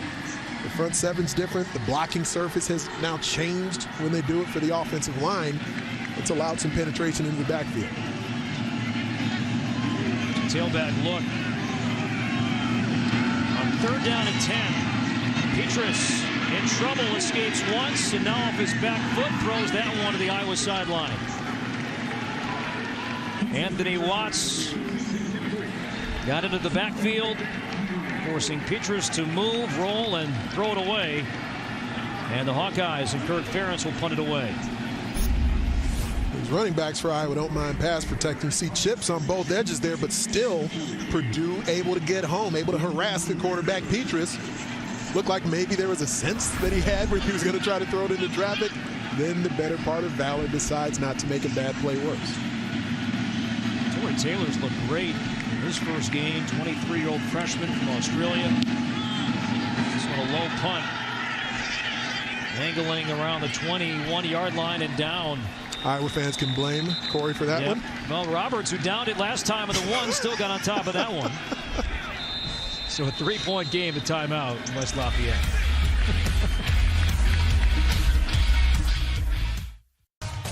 Football on the Big Ten Network is brought to you by Auto Owners Insurance. Simple human sense. Ask your independent agent if Auto Owners makes sense for you. And by Discover, the official credit card of the Big Ten Conference. With the statue of Neil Armstrong, Purdue grad, 1955, Bachelor of Science degree, Aeronautical Engineering. Understandably so. Flag from behind the play as Horvath runs to the 29-yard line. That one may be coming back. Yep.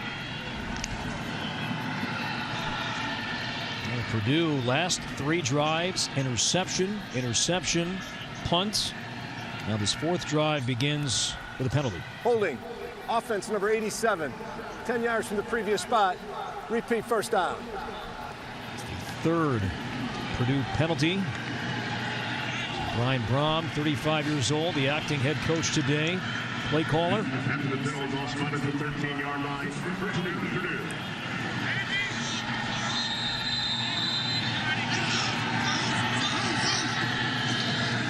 From the 13-yard line, pressure coming, and O'Connell slips away, and now heaves this one out of play.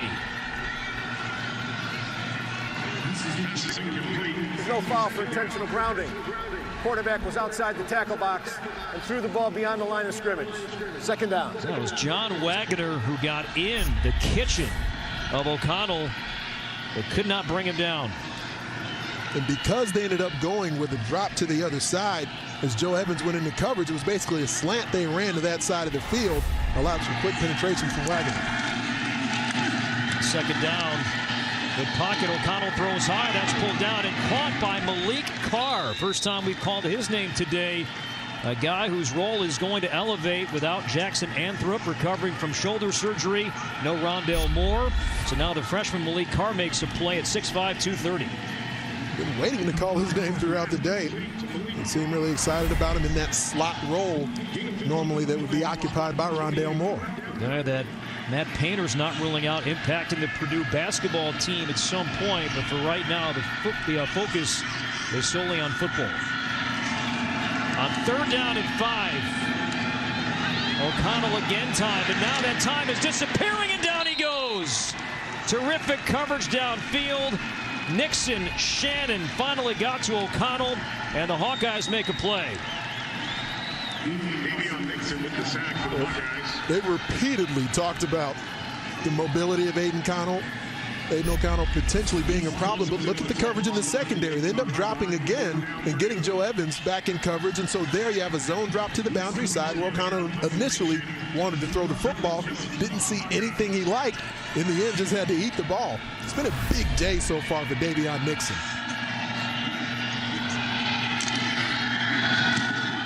Pressure came that time, but the punt got away, and Jones, off a couple of bounces, picks it up. And Jones slips across the 40-yard line. I've not seen Max Cooper today for the Hawkeyes, so Jones has been returning punts. And the Hawkeyes have it, a 7-yard return following a 46-yard punt. Well, next Saturday, the Boilermakers hit the road to Champaign for a West Divisional clash with Illinois. Big Ten football fueled by Speedway next Saturday at noon Eastern on the Big Ten Network and the Fox Sports app. Illinois losing its opener last night. How good did Graham Mertz look? Wisconsin Badgers winning big at home. That Wisconsin offense, man, there's something that could be brewing there. I've been talking about a lot on Big Ten radio. Sargent still fighting out near midfield. Boilermakers try to strip that ball free, but Sargent held on to it. And he's brought down to the 49-yard line. What I love about the style of Iowa's running backs is that both Goodson and Sargent, they're both right around 200 pounds, but neither guy necessarily runs like a small back. They both press the hole vertically. They both try to run with some intensity, but they do have some wiggle when you get them in space. One-sided in terms of rushing yards. Iowa by 3 after a gain of 6. Here's Sargent. That hole opens up on the right side. A first down near the 40-yard line. Great blocking. Tyler Linderbaum, captain center, part of that blocking contingent that opened things up for Mekhi Sargent there. It's decisive because he knows initially that he's going to be able to follow Monty Pottebaum. And as he turns the corner, just lay a little thump on Corey Trice. The last few seasons, Iowa's rushing attack has been 10th, and 11th in the Big Ten coming into this year. We're getting that running attack going today. Blitz coming on first down. Goodson slips through for about a 2, maybe a 3-yard gain. Karlaftis in on the tackle as Goodson comes out. 6'4", 265. Sophomore George Karlaftis made the play, but Goodson out after a 2-yard play.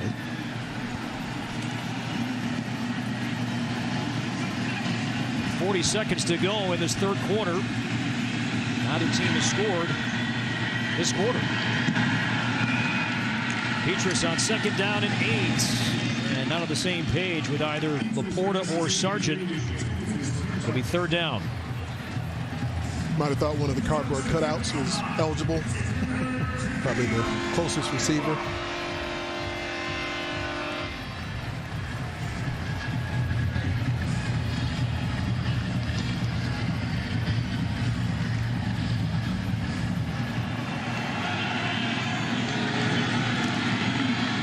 Fourth 10 on third down.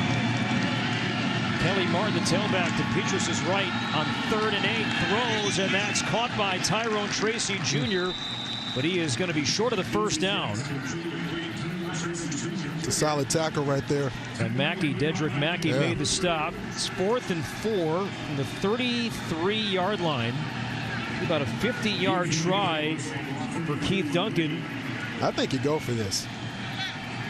And Kirk Ferentz is going to have some time to think about that as the clock winds down to end the third quarter. See which one we get. Do we get new Kirk? Is this fourth down Kirk inside the 35? So we'll see when we come back. What will the Hawkeyes do on fourth down? 17-14 after 3. Hurtling our way to the fourth quarter in West Lafayette.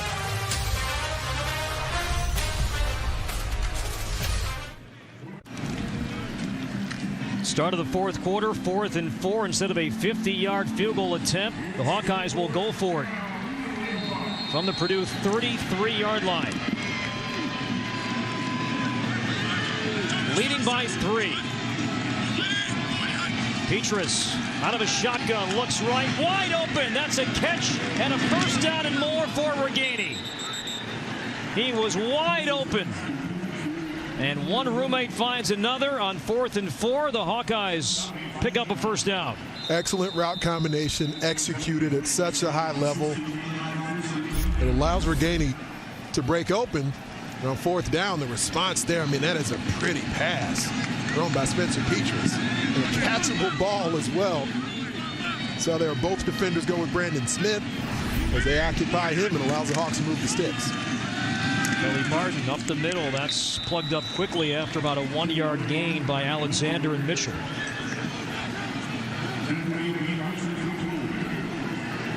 I guess it wouldn't be new Kirk anymore because the new Kirk discussion has been like 3 seasons-ish now, something like that.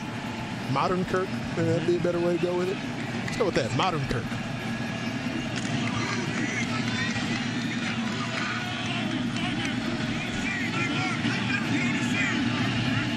Eighth play of the drive.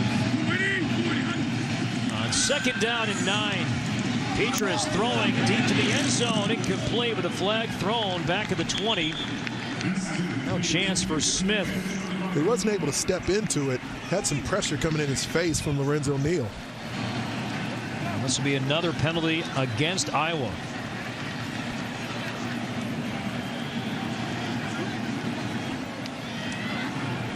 Holding. Offense, number 65. 10 yards from the previous spot. Repeat second down. The center, Linderbaum, captain today. Remington watch list, one of the better centers in the Big Ten. He's right there in the interior. I mentioned he's wrestling inside with Lorenzo Neal. Neal just brings that power right into his chest, snatches off of it, trying to get home. That's a great pass rush move with 320 plus. The ball back to the 25-yard line. It's a second down and 19 after the 9th Hawkeye penalty. As Petrus surveys towards the end zone and incomplete. Could not connect with Laporta. 3rd and long. I like what I'm seeing here, though. That one just narrowly misses as well. You got a pretty speedy tight end running up the pipes right there. And Petrus knows I have to try and fit it in with a lower trajectory before he gets out the back of the end zone.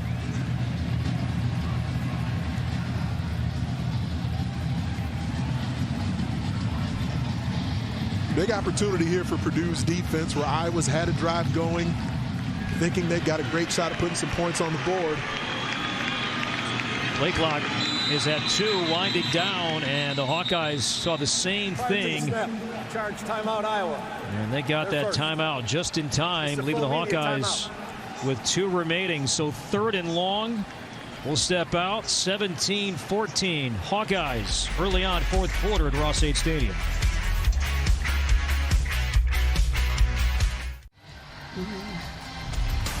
Game summary early fourth quarter, 17-14. The Hawkeyes have rushed for nearly 160 yards. And dating back to 2015, Iowa is 45-4 when rushing for over 100 yards. And they have surpassed that already today. How aggressive will the Hawkeyes be here? Third down and 19 from the 25.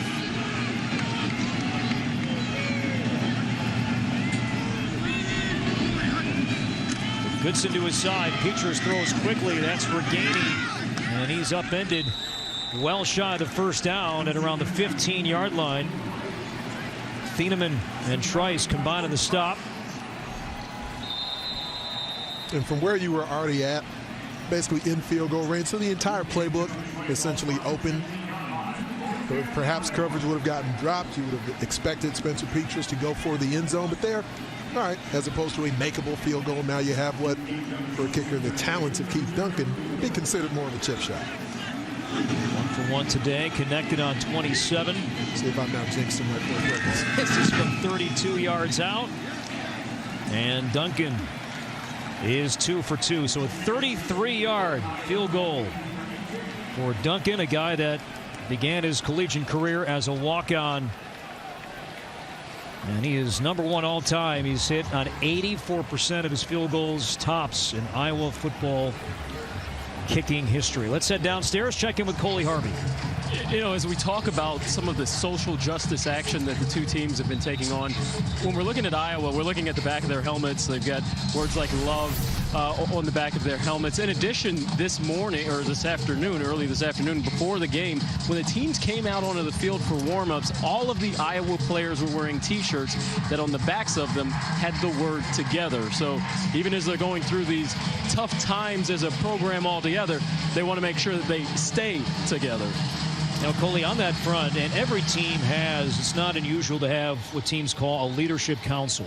And normally that could be, Anthony, between 8, 10, 12, 15 players. Namely, those are going to be upperclassmen. Iowa's made a change with that council for 2020. They've expanded that. It's now 22, 23 players, but incorporating freshmen, redshirt freshmen, also sophomores to be a part of those conversations. A return for Sheffield. And Sheffield knocked down across the 15-yard line. Call it the 17-yard line. Let's head to Chicago. T-Mobile studio update. Once again, here's Mike Hall. Here's an update on the upset that has been brewing in Bloomington. Penn State down by 10. Sean Clifford just going to do it all himself, weaving through defenders and going 35 yards for the score. This was the final play of the third quarter. We're now into the fourth. They're still down, but only by 3 points. To me, Corey, and Mike, thanks, Mike Hall. O'Connell throws behind David Bell, lost his feet, second down. So that Penn State-Indiana matchup, that one's to me trying to figure out who's the second best quarterback in the Big Ten East. Whether Clifford or Penix Jr., both have dealt with injuries in the past. Both have been guys who showed their talents, multi-dimensional skills. What about Joe Milton tonight from Michigan? We shall see. We've been talking about arm strength here. The fables of Joe Milton's arm strength have been told wide. O'Connell throws. That's caught right. First down across the 30-yard line. Wright was a popular target in the opening quarter. Got knocked out for a few plays in the first half. Back on the field and a good pass and catch and a first down. O'Connell now up to 215 yards passing.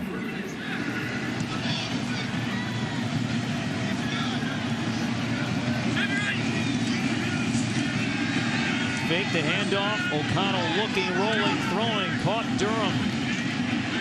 As he drives forward, another first down. Looked like there was containment around the 40-yard line, but Durham said forget that. Turns upfield, picks up an additional 4 or 5 yards. Speaking of containment, about O'Connell getting out on the edge here again. He may not move that great, but he can move well enough. Throwing accurate on the run, getting that left shoulder turn towards the target.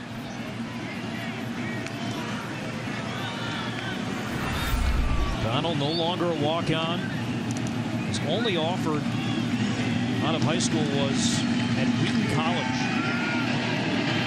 As he throws, and that's caught once again right. Another first down inside the 40. I'm guessing Iowa's defensive line coach Kelvin Bell would have liked a holding call to come in there as Chauncey Golston was trying to get around the edge. That flag did not come. O'Connell climbs the pocket, delivers an accurate pass. Up-tempo style here for O'Connell. Purdue momentum. Quick hit once again to right as he's tackled at the 31. Gain of 5. Riley Moss, good to see 33 back in the game for the Hawkeyes after he got banged up earlier. O'Connell has momentum right now. Confident. Down by 6. Sets up the screen to David Bell. And that was blown up by Nixon. He's played really well today. Davian Nixon has both penetrated on passing downs, down into the backfield against the run. He's been really active chasing the ball out of the stack.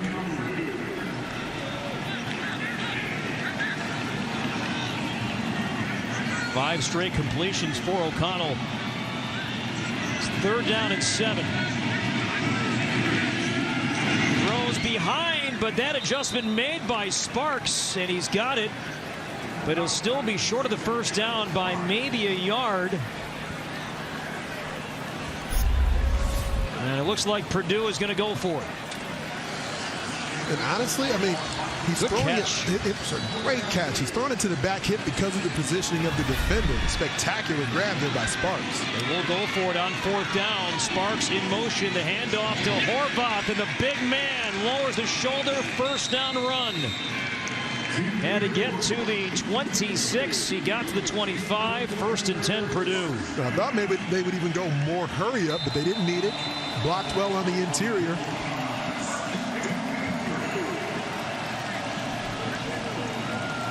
Purdue did make the move to put Sam Garvin back in at center, and he's really performed much better this half. Carr now in motion. They feed Horvath again. Tries the left side. Slips away once. Keeps those legs powering forward to the 20-yard line. That's a lot of weight to bring down by yourself at 6'3", 230. Let's watch him on the initial contact. You almost assume for a moment maybe he's down as a defender, but a guy of this size with that mentality running the rock, you don't know he's down until the official blows the whistle. Just giving Matt Hankins a piggyback ride. Feed him again. Horvath waiting for blockers. Got some help as the play continued, and a first down run across the 15-yard line. Patience that time from Horvath. And even leading into that 4th down try from a few snaps ago, you could see Iowa's defenders in the front 7, especially the D-line, had some hands on hips. They were starting to look a bit gassed. And I like the approach that Brian Brohm has taken here and saying, you know what, let's go to the rushing attack. Let's allow the O-line to lead on the opponent.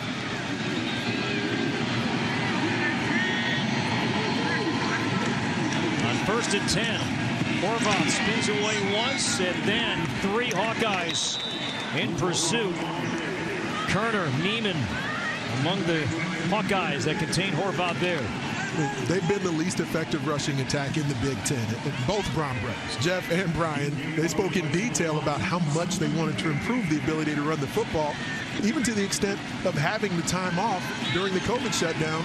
They said that was the main focus, is trying to figure out how do we run the ball better. Horvath up to 98 yards rushing, but this is O'Connell looking to pass, slips away, and keeps the play alive, throwing to the side of the end zone, and that's incomplete. Looking to connect with Malik Carr. Ran out of room. 3rd down and 9. Chauncey Golston has been giving fits to Will Bramel coming off the other edge there. That's why the pass came out a bit later than O'Connell would have liked. Great effort, but well out of bounds by Carr.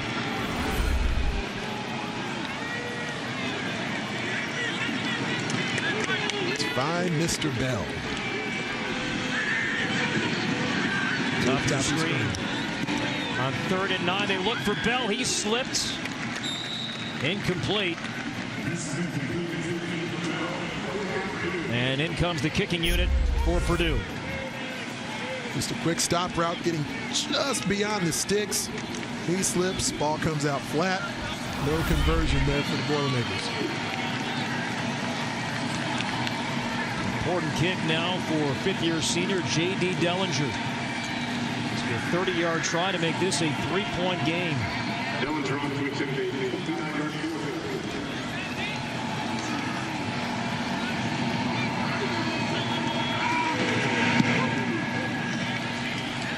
Right through the uprights. So the field goal is good, and this is once again a 3-point game with 8:20 to go in the fourth quarter.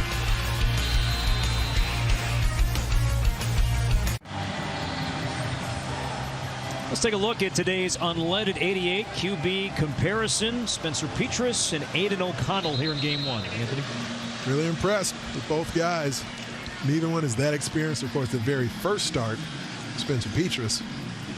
Different styles, both running offenses that have kept them in attack mode here.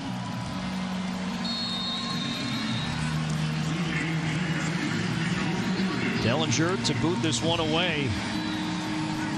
Did he even test that guy? Asking Jeff Brohm about that this week. The goal is to kick the ball through the end zone and don't even give number 6 a chance.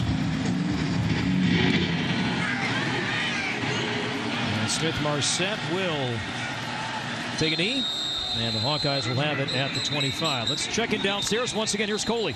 A really cool story right here. Headlining the celebrity section of the cutouts here at Ross-Ade Stadium are two special Boilermakers.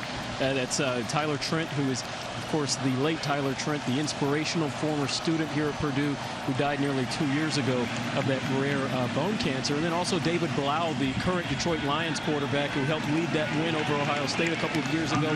Both of them really good friends. Blau said that if there was a cutout of Tyler Trent, he wanted to make sure that he was right next to him. Also right next to Blau is Coach Brohm. Jeff Brohm is actually in attendance behind Iowa's bench. It's a great report, Coley. Thank you for that. A 3-point game on first down. Down goes Sargent as DeMarcus Mitchell makes yet another play. What's impressed me so much with Purdue's front seven is that they don't stay blocked.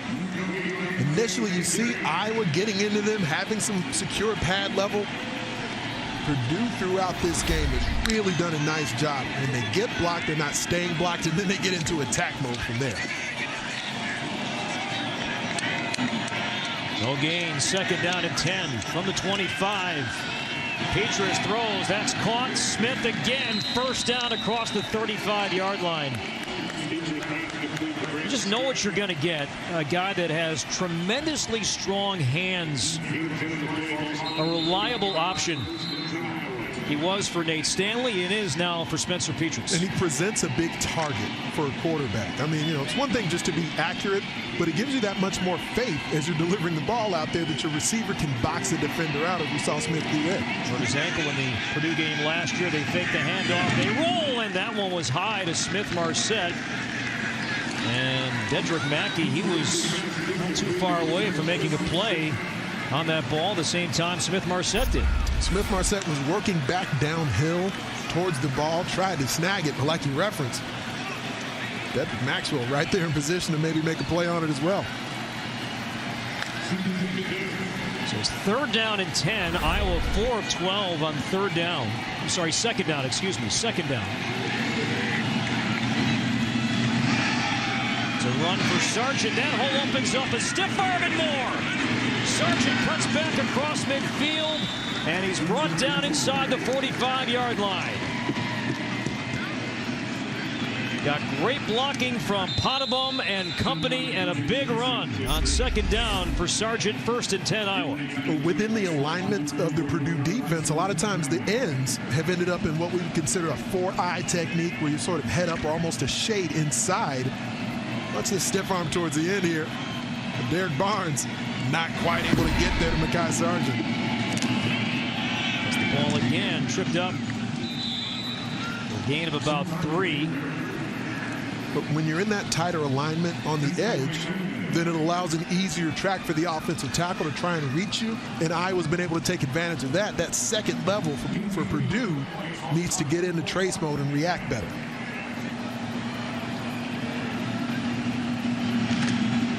Iowa up to 182 yards on the ground. 249 in the air. On 2nd and 7. Again, it's Sargent. Again, great blocking, and that ball came out. That ball came out inside the 30-yard line. The Boilermakers acting like they have it. The Hawkeyes and Kronk believe they have it. Here's the pile. One by one, they come off. The Boilermakers celebrate, and for good reason. Iowa turns it over, and the Boilermakers get it back down 3 with 6 minutes to go in the game. Cam Allen has the ball as the Hawkeyes removing the ball, running well, and then Sargent had it knocked away. How many examples have we seen in the game of Purdue defenders coming in, breaking away at the football? It's Mackey again. Mackey. Yes, it was. Stripped it, and Allen recovered it. 2 turnovers apiece. When they're in pursuit mode, they're not just trying to secure tackles. They're going for the football, looking for the takeaway. The backfield on 1st down. O'Connell throws, and that's dropped by Carr. Got hit low, got hit high. It's a push-up to get back up to his feet. He's going to run off. Discomfort a little bit. Malik Carr.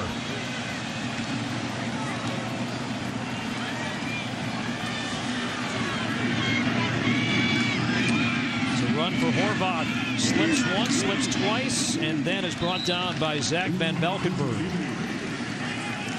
Takes over the spot, vacated by A.J. Epinesa. We'll see what Iowa's defense dials up here. 3rd and medium-ish, maybe a long 5. But they've been best when they've gotten quick pressure in the face of Aiden O'Connell. Ball numbers 3, he's naming a bit here on 3rd and 5. That is going to be right on cue. David Bell, 1st down catch, and more across the 40.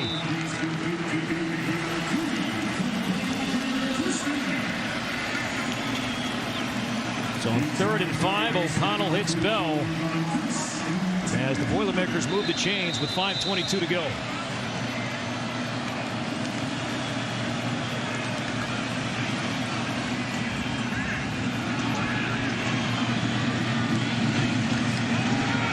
Horvath. And he's tracked down by Kerner. Not before a 9-yard gain. Horvath over 100 yards on the ground. It's a quick shift from Iowa. You're going to see on the edge here, Wagner ends up slanting inside with the rest of the defensive front. That creates the running lane.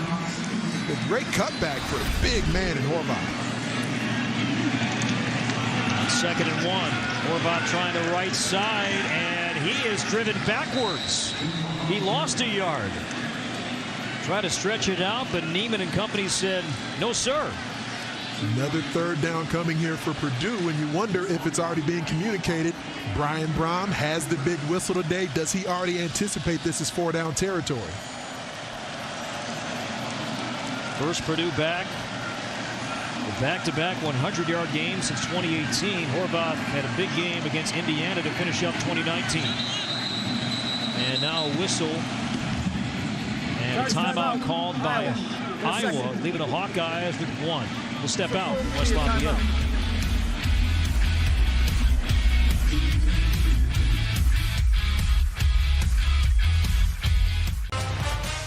Football on the Big Ten Network is brought to you by State Farm. When you want the real deal, like a good neighbor, State Farm is there. That time of night on this gorgeous campus at Purdue, West Lafayette. 3-point game. 3rd and 2, Purdue from the Hawkeye 49-yard line. It's Horvath. It's a run, and he will have the 1st down. As he got inside the 47-yard line.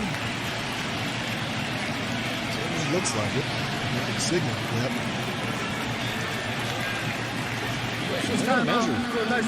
Watching it, The spot was friendly for Purdue, but they're going to take a look anyway. Yeah, Corey, I think you run that play where you run the inside zone to Horvath right into the teeth of the defense. You run that on third down with the anticipation you are likely to go for fourth down.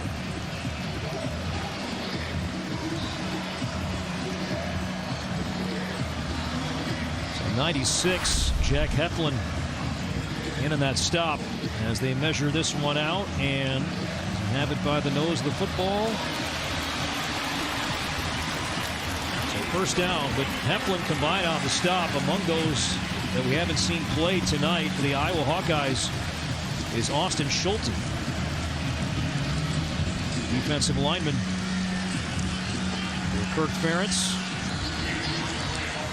A 3-point game and a first down for Purdue.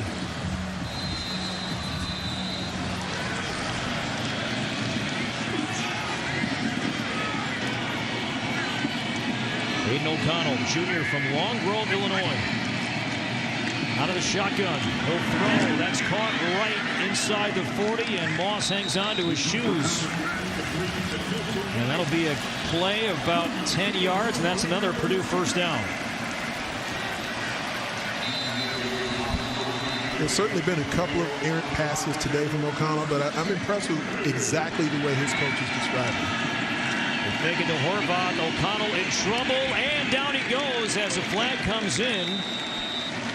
O'Connell brought down back at the 41-yard line. Golston, Heflin in on the pressure.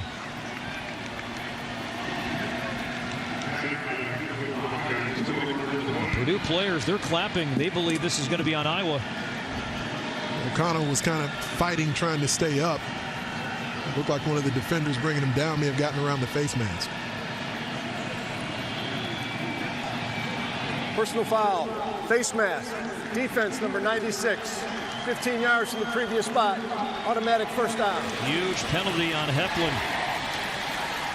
Transfer from Northern Illinois. They've certainly had those moments. It's frustrating as a defender where you're in position to make a great play and then just at the last moment. Saw that helmet turn. Yep, just a slight movement there from O'Connell. Sack for the Hawkeyes turns into a first down for the Boilermakers. The 10th penalty, 100 yards in penalties for Iowa tonight. O'Connell to the sideline, incomplete. Moss had good coverage downfield. But the way that Jeff and Brian Brohm talked about the rhythm, the timing, the decisiveness of Aiden O'Connell, I think that's been on display throughout the game today. And a little more mobility than perhaps they even give him credit for. I mean, I wouldn't expect him to be a part of the run game anytime soon with QB leads or anything, but they've run some sprints and some boots. They've done enough to keep him on the move when the pocket collapses. Here's Horvath off the right side. Hole opens up. Horvath powers near the 10-yard line. First down, Purdue. They mark him down at the 11.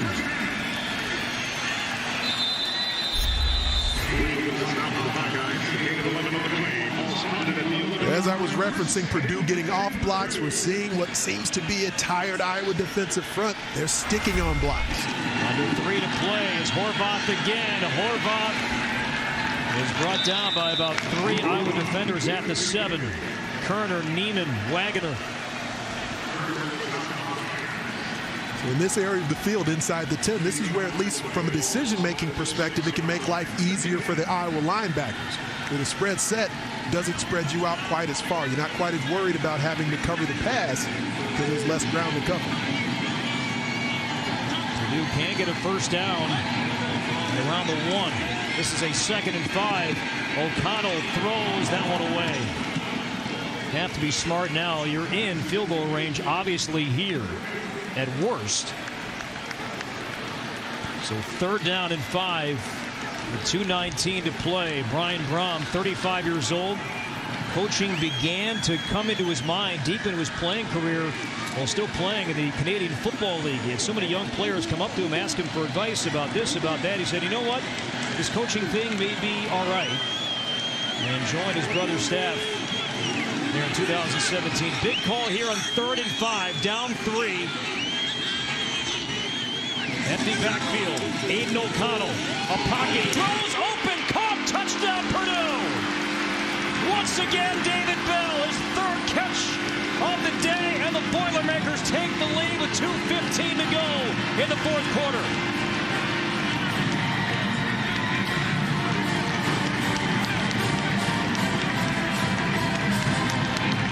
When Aiden O'Connell's had time, he's made the proper decision every time today. There was an attempt at a reroute from Barrington Wade, but the spatial awareness there from Dave Belton not quite in time as David Bell appears open in the end zone. Does David Bell enjoy competing against Iowa or what?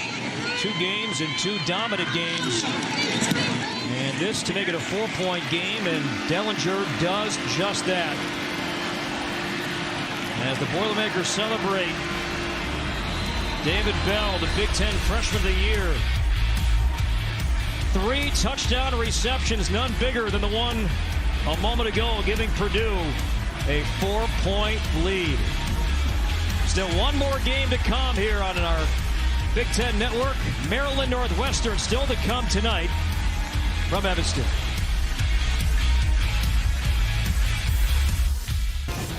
No shortage of storylines here. Opening weekend of Big Ten football. Star of today's game. We're looking at him right there, though. Another huge game for David Bell. Told me when he was coming to Purdue on the day he committed, said the reason he came here was to stay close to home. He's from Indianapolis. Wanted to be where his grandmother was going to be able to watch him play. Karen Butler has meant so much to David Bell throughout his time as a young man, and getting to this point where she can still, because friends and family are allowed, be here at Ross-Ade Stadium to check out her grandson. Smith-Marset, a chance to return this one. Look out. Amir Smith-Marset brings it out near the 28-yard line. Now, the Purdue scoring summary today has involved the aforementioned number 3 Austin today. O'Connell found him early. Found him again before halftime. J.D. Dellinger with that field goal. And then a moment ago, the go-ahead touchdown score. David Bell has caught 3 touchdowns. First Purdue player with 3 receiving touchdowns since Terry Wright caught 3 against Iowa here in 2018. As Laporta down the sideline makes the catch out near the 45-yard line. So now a chance for Spencer Petras to answer with 2:03 to go, down 4. Great rhythm pass there from Petras. Tell how much confidence he already has in Sam Laporta. Iowa has only 1 timeout left. 1:45 to go. Petras out of his shotgun. No throw, and that's incomplete.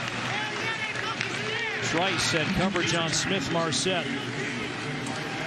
So one thing you can at least know when you're Spencer Petras is because they don't flip the corners. You have a field corner in Corey Trice and a boundary corner, or excuse me, a boundary corner in Corey Trice and a field corner in Dedrick Mackey for Purdue. So if there's a matchup you prefer, if you like a particular receiver or target against that particular defensive back, you can at least predetermine that to some extent.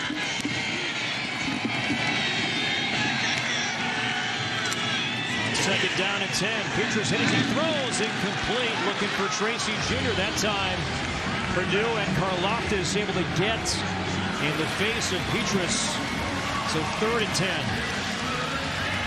Coming up after the game, Big Ten Live football postgame presented by State Farm breaks down all the action with Dave and company.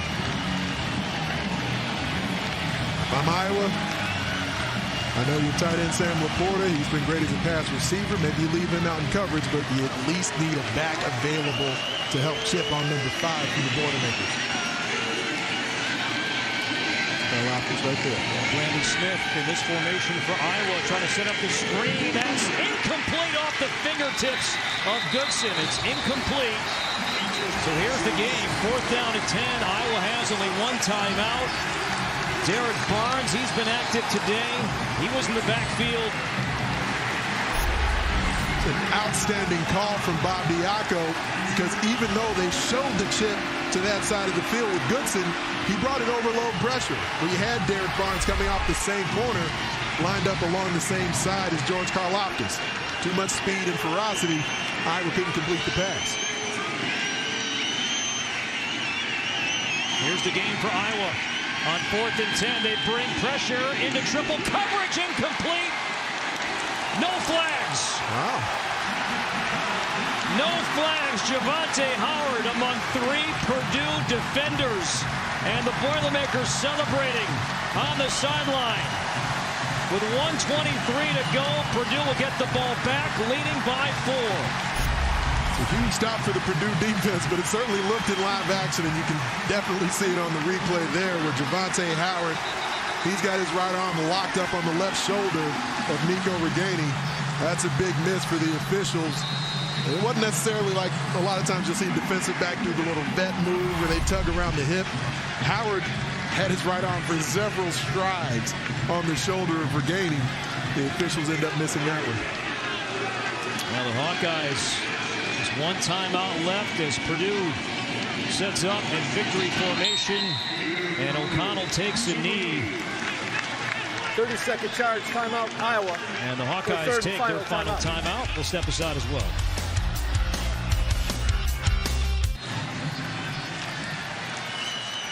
In season openers, that man's older brother, Jeff Brohm, 0-3. Brian Brohm, the acting head coach.